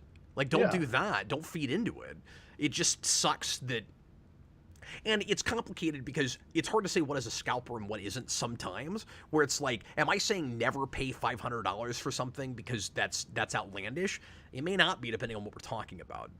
Yeah, it all depends. And you don't know the intent of the seller. You know, like if that Zurinar Batman pop is that expensive because there are that few of them, then like I can kind of see why somebody else would do it. I don't want to be a hypocrite if I were to decide to pull the trigger on that. I'm never going to pull the trigger on that. Like I'm not going to spend that kind of money on one pop figure. Yeah.